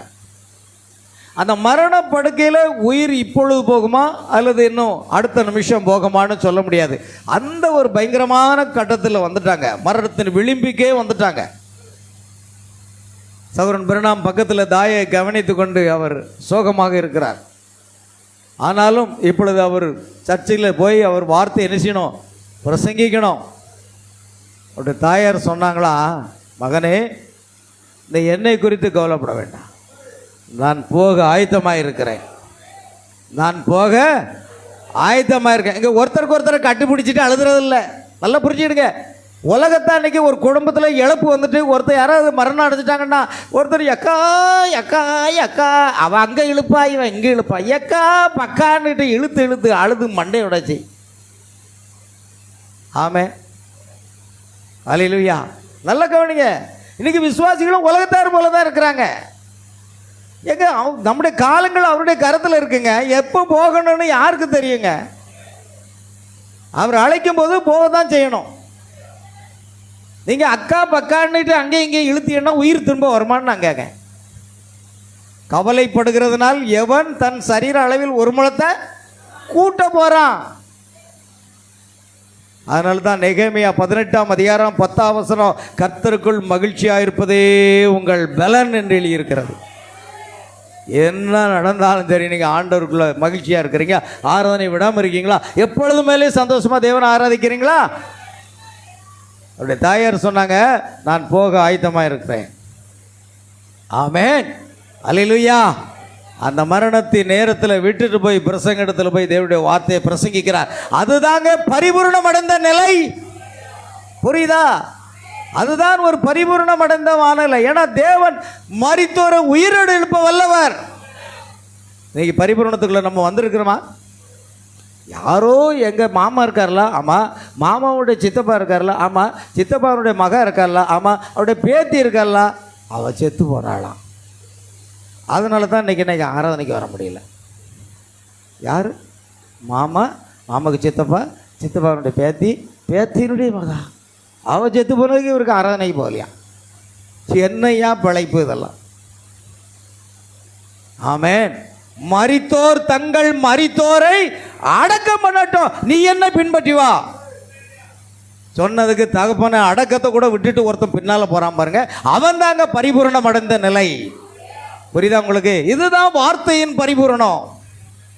ஒரு பிரச்சனையோ, ஒரு கஷ்டமோ, ஒரு துன்பமோ, ஒரு இழப்போ வந்துட்டா ஆண்டவரையே மறக்கிறது எப்படிங்க பரிபூரணமாகும்? நல்லா பாருங்க, பரிபூரணம் என்கிறது நம்முடைய ஜீவியத்தில் வரக்கூடியதல்லங்க, தேவனுடைய வார்த்தையின் பேரில் இருக்கிற உறுதிப்பாடு. ஆமென். பாருங்கள், தேவனுடைய வாக்குத்தத்தத்தில் முழுமையாக ஓய்வெடுக்கும் நிலை, அதாவது இளைப்பாறக்கூடிய ஒரு நிலை. ஆமென். பாருங்கள், தீர்க்கதரிசி அருமையாக ஒரு வார்த்தையை சொல்றார். அவர் எழுதிய ஒரு பிரபலமான காரியம், the bride of Jesus Christ will be a bad bride. அதாவது வார்த்தையின் மணவாட்டி, அதாவது இயேசு கிறிஸ்துவின் மணவாட்டி வார்த்தையின் மணவாட்டியாக இருப்பாள். அவரோட மணவாட்டி எதில் இருப்பாள்? வார்த்தையில தான். பரிபூர்ண வார்த்தையில் இருக்கிறதாங்க அது பரிபூர்ணம். அல்லேலூயா. அதாவது மணவாட்டியின் பரிபூரணம் என்பது எந்த மனித மரபுகளாலும் அல்ல, தேவ வார்த்தையோடு முழுமையாக இணைந்திருப்பதில் தான் இருக்கிறது. மனிதனுடைய பரிபூரணம் எதில் இருக்கு? தேவனுடைய வார்த்தையில் இணைந்திருப்பதில் தான் இருக்கிறது தவிர எந்த மனித மரபுகளாலும் கிடையவே கிடையாது. ஆமென். அதுதான் மிக முக்கியம். She will not be a denomination. She will be the living word manifested. அவள் ஒரு ஸ்தாபனமாக இருக்க மாட்டாள். ஆமென். வெளிப்படுத்தப்பட்ட ஜீவனுள்ள வார்த்தையாக இருப்பாள். அதுதான் மணவாட்டி. சும்மா ஏதோ ஒரு ஸ்தாபனத்தில் போயிட்டு அங்கே அல்லேலூயா பாட்டு பாடிக்கிட்டு அங்கே திருத்துவ போதனையும் பிதாகுமாரன் பசுத்தாய் பட்டபுரன் ஞானசானம் எடுத்துக்கிட்டு அந்நிய பாஷையை பேசிக்கிட்டு துள்ளிக்கிட்டு குதிச்சுக்கிட்டு இருந்தா நீங்கள் மணவாட்டின்னு யாருங்க சொன்னா? நீங்களே உங்களை மணவாட்டின்னு என்ன செய்கிறீங்க? ஏமாற்றிக் கொள்ளுகிறீர்கள். தீர்க்கதரிசி சொல்றார், நரகத்துக்கு போன பிற்பாடு அநேகர் சொல்லுவாங்களாம், நான் சரியாக ஆலயத்துக்கு ஒழுங்காக போவேன், காணிக்க கொடுக்கேன், தசமாக கொடுத்தேன், உபாசத்தை கூட விட மாட்டேன், நான் இப்படி இந்த நரகத்துக்கு வந்தேன் அப்படின்னு அவன் ஆச்சரியப்படுவானா. ஆமென். ஆனால் ஒரு பாவி அங்கே போகும்போது, நான் இங்கே வருவேன்னு ஏற்கனவே எனக்கு தெரியும், நான் செய்த பாவத்துக்கு இந்த நரகத்துக்கு வருவேன்னு எனக்கு ஏற்கனவே தெரியும். அவன் ஏமாற்றப்பட மாட்டானா. ஆனால் கிறிஸ்தவன்னு சொல்லிட்டு ஏதோ ஒரு ஸ்தாபனத்தில் உத்தவமையாக வாழ்ந்து ஒரு புகைப்பிடிக்காம மது இருந்தாம உத்தவமாக பொய் சொல்லாமல் இருக்கிறவன் நரகத்துக்கு போய் இருப்பான் பாருங்க. நான் இந்த இடத்துக்கு எப்படி வர முடியும்? நான் சர்ச்சுக்கு ஒழுங்காக போகலையா, நான் காணிக்க கொடுக்கலையா, நான் தசமாக கொடுக்கலையா, நான் உபவாசம் இருக்கலையா அப்படின்னு அங்கே போய் கேட்பான். ஆமென். சாட்சி என்ன செய்வான்? எல்லாம் தெரியும், வாய் பத்திரி சும்மா கடை அப்படின்ட்டுவான். அல்லேலூயா. எனக்கு அருமையானவர்களே, கிறிஸ்துவை ஏமாற்றப்படுவான், தான் ஏமாந்து போவான் என்று சொல்கிறான். அவள் ஒரு ஸ்தாபனமாக இருக்கவே முடியாது. மணவாட்டி யாரு கிடையாதுங்க? பெந்தெகோஸ்தே ஸ்தாபனமும் கிடையாதுங்க மணவாட்டி. வெளிப்படுத்தப்பட்ட தேவனுள்ள வார்த்தையாகவே அவள் இருப்பாள். மணவாட்டியின் பரிபூர்ண நிலை தீர்க்கதரிசி செய்தியின் பிரகாரம் இறுதி கால போதனைகளில் நிறைவுக்கு வருவாள். இறுதி கால போதனைகளிலே கடைசி காலத்தில் மணவாட்டி கிறிஸ்துவின் நிறைவுக்கு வருவாள். அந்த பரிபூரணத்துக்குள்ள கொண்டு வரப்பட போகிறார். ஏன்னா பரிபூரணப்படுத்தக்கூடிய வார்த்தை இன்று நம்ம மத்தியில் இருக்கிறது. வார்த்தையே தேவனாக இருக்கிறது. ஆமென். பாருங்கள், the bride has the mind of Christ and knows what he wants done with the word. மணவாட்டி கிறிஸ்துவின் சிந்தையை உடையவளாக இருந்து வார்த்தையினால் என்ன செய்யப்பட வேண்டும் என்பதை அறிந்திருப்பாள். ஆமென். இன்னொரு மேற்கோள், the bride will be so much like him, people will see Christ in her. மணவாட்டி அவரை போலவே இருப்பாள், மக்கள் அவளில் கிறிஸ்துவை காண்பார்கள். கிறிஸ்து என்னவா இருக்கிறார் சொல்லுங்க? வார்த்தையா இருக்கிறார். மணவாட்டி மக்கள் என்ன செய்வார்கள்? மணவாட்டியில அவளில் கிறிஸ்துவை காண்பார்கள். கிறிஸ்து என்பது வார்த்தையின் ரூபத்தில் மணவாட்டிக்குள்ள ஜீவிக்கிறவள். இந்த மணி நேரத்துக்கான வார்த்தை உங்களுக்குள் ஜீவித்துக் கொண்டிருக்கிறது. அதுவே கிறிஸ்துவாக இருக்கிறது. அதுதான் பரிபூரணமாகவும் இருக்கிறது.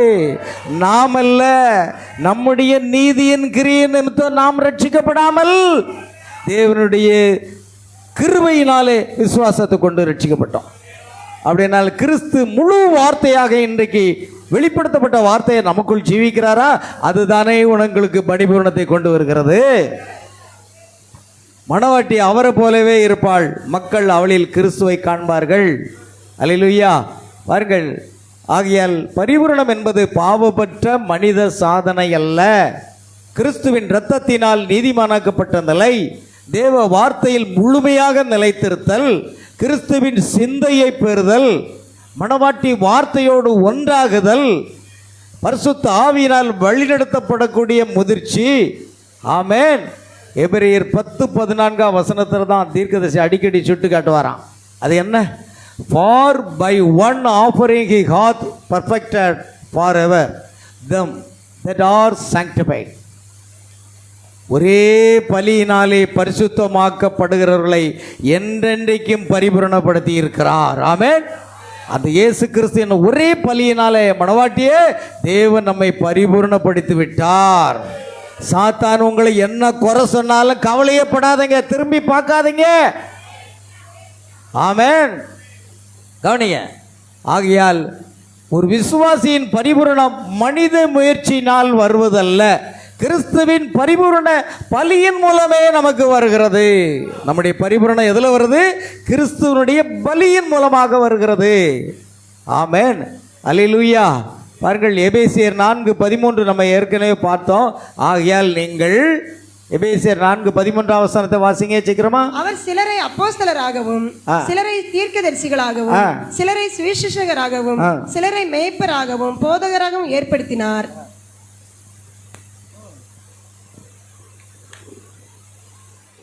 தொடர்ந்து வாசிங்க.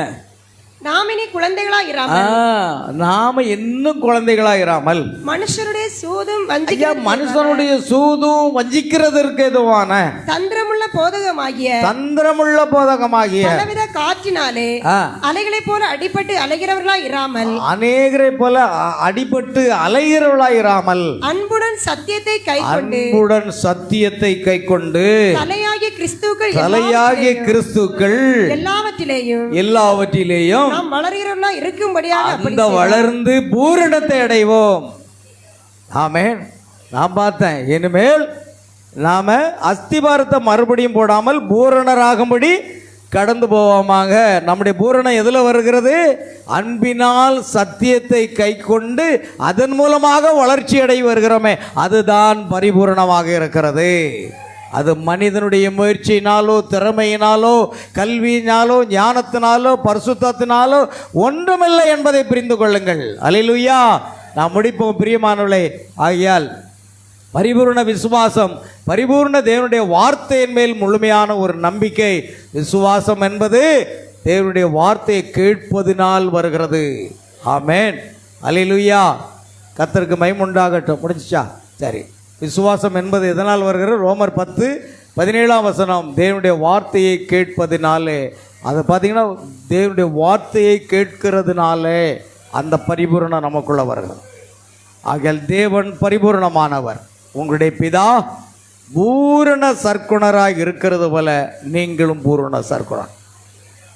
நான் பரிசுத்தர், ஆகையால் நீங்களும் பரிசுத்தர்.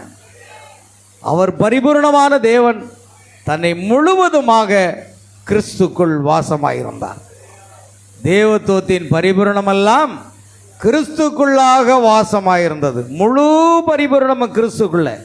இன்றைக்கு கிறிஸ்து மகிமையின் நம்பிக்கையாக நமக்குள் இருப்பதுதான் அந்த பெரிய ரகசியம் என்று வேதம் சொல்கிறது. அந்த கிறிஸ்து என்னவாக இருக்கிறார்? ஆதியிலே வார்த்தை இருந்தது, வார்த்தை தேவனிடத்தில் இருந்தது, வார்த்தை தேவனாக இருந்தது.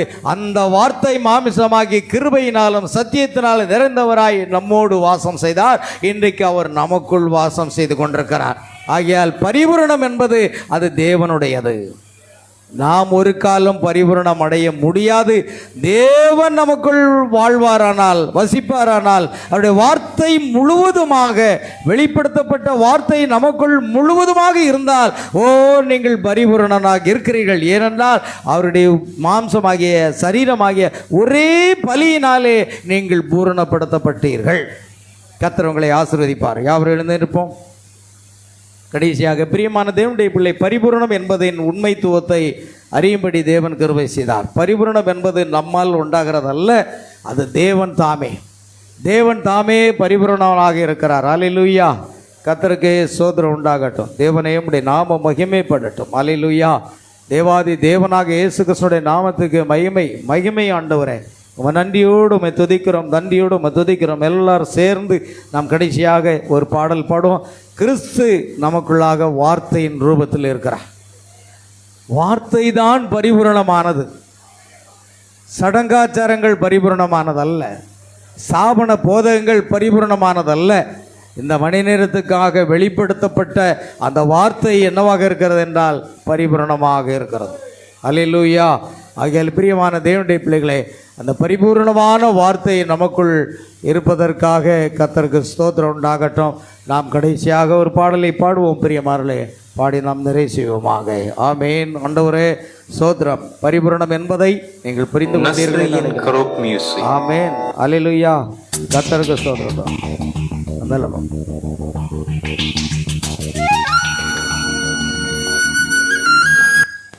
நஸ்ரீன் கரோப் மியூசிக்.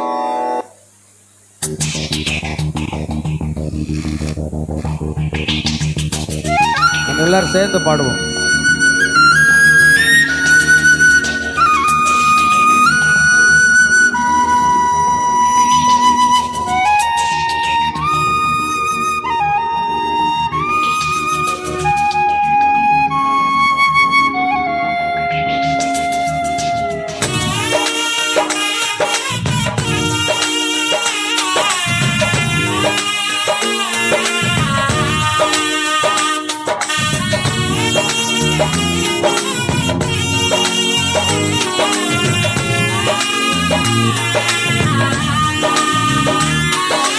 வாழ்வே நீர்தானையா, வாழ்வே நீர்தானையா, என் வாழ்வே நீர்தானையா, வாழ்வே நீர்தானையா. என் இயேசுவே, என் ஜீவனே, என் ஜீவனின் பலனுமானவரே, என் வாழ்க்கையின் மொழி விளக்கே, நீ போதுமே என் வாழ்வில். வாழ்வே நீர்தானையா, என் வாழ்வே நீர்தானையா.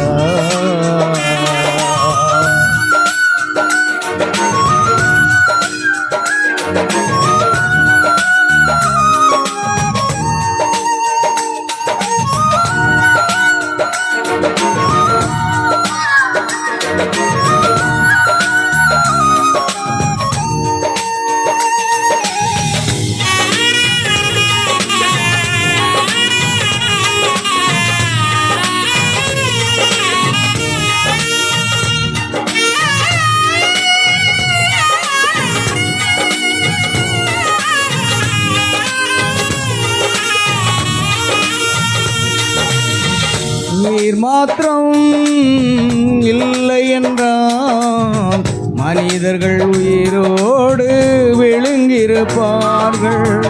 நீர் மாத்திரம் இல்லை என்றால் மனிதர்கள் உயிரோடு விழுங்கியிருப்பார்கள். நிற்பதுமே நிலைப்பதுமே நிற்பதுமே நிலைப்பதுமே கிருபையினால் நான் வாழ்கின்றேனே. கிருபையினால் நான் வாழ்கின்றேனே. வாழ்வே நீர்தானையா என் வாழ்வே நீரானையா. வாழ்வே நீர்தானையா என் வாழ்வே நீர்தானையா. வாழ்வே நீர்தானையா என் வாழ்வே நீர்தானையா. ஆமென். இயேசுவே வழி, சத்தியம், ஜீவன். அவரே பரிபூர்ணமானவர். பரிபூர்ணமானவர் மணவாட்டிக்குள் வாசம் செய்கிறார். நம்மை பரிபூர்ணப்படுத்துகிற இயேசு ஒருவரே.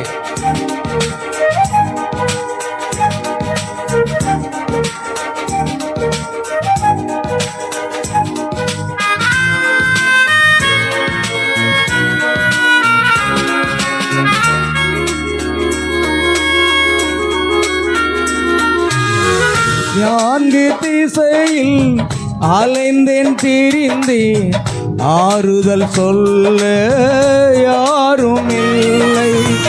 நான்கு திசையில் அலைந்தேன் திரிந்தேன், ஆறுதல் சொல்ல யாருமே இல்லை. உன்னதமானவர் மறைவினில் வந்தேன், உன்னதமானவர் மறைவினில் வந்தே நிம்மதி நிம்மதி அடைகின்றேனே. நிம்மதி நிம்மதி அடைகின்றேனே. வாழ்வே நீர்தானையா வாழ்வே நீர்தானையா. வாழ்வே நீர்தானையா வாழ்வே நீர்தானையா. வாழ்வே நீர்தானையா என் வாழ்வே நீர்தானையா.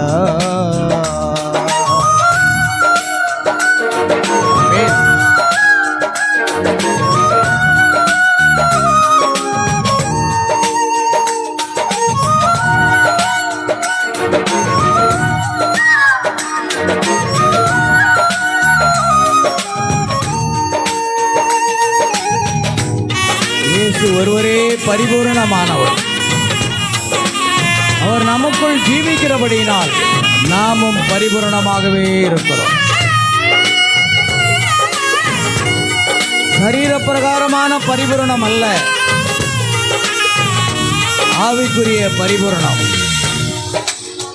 மாறி போகும் உலகினிலே மாறாத தெய்வம் நீதானையா.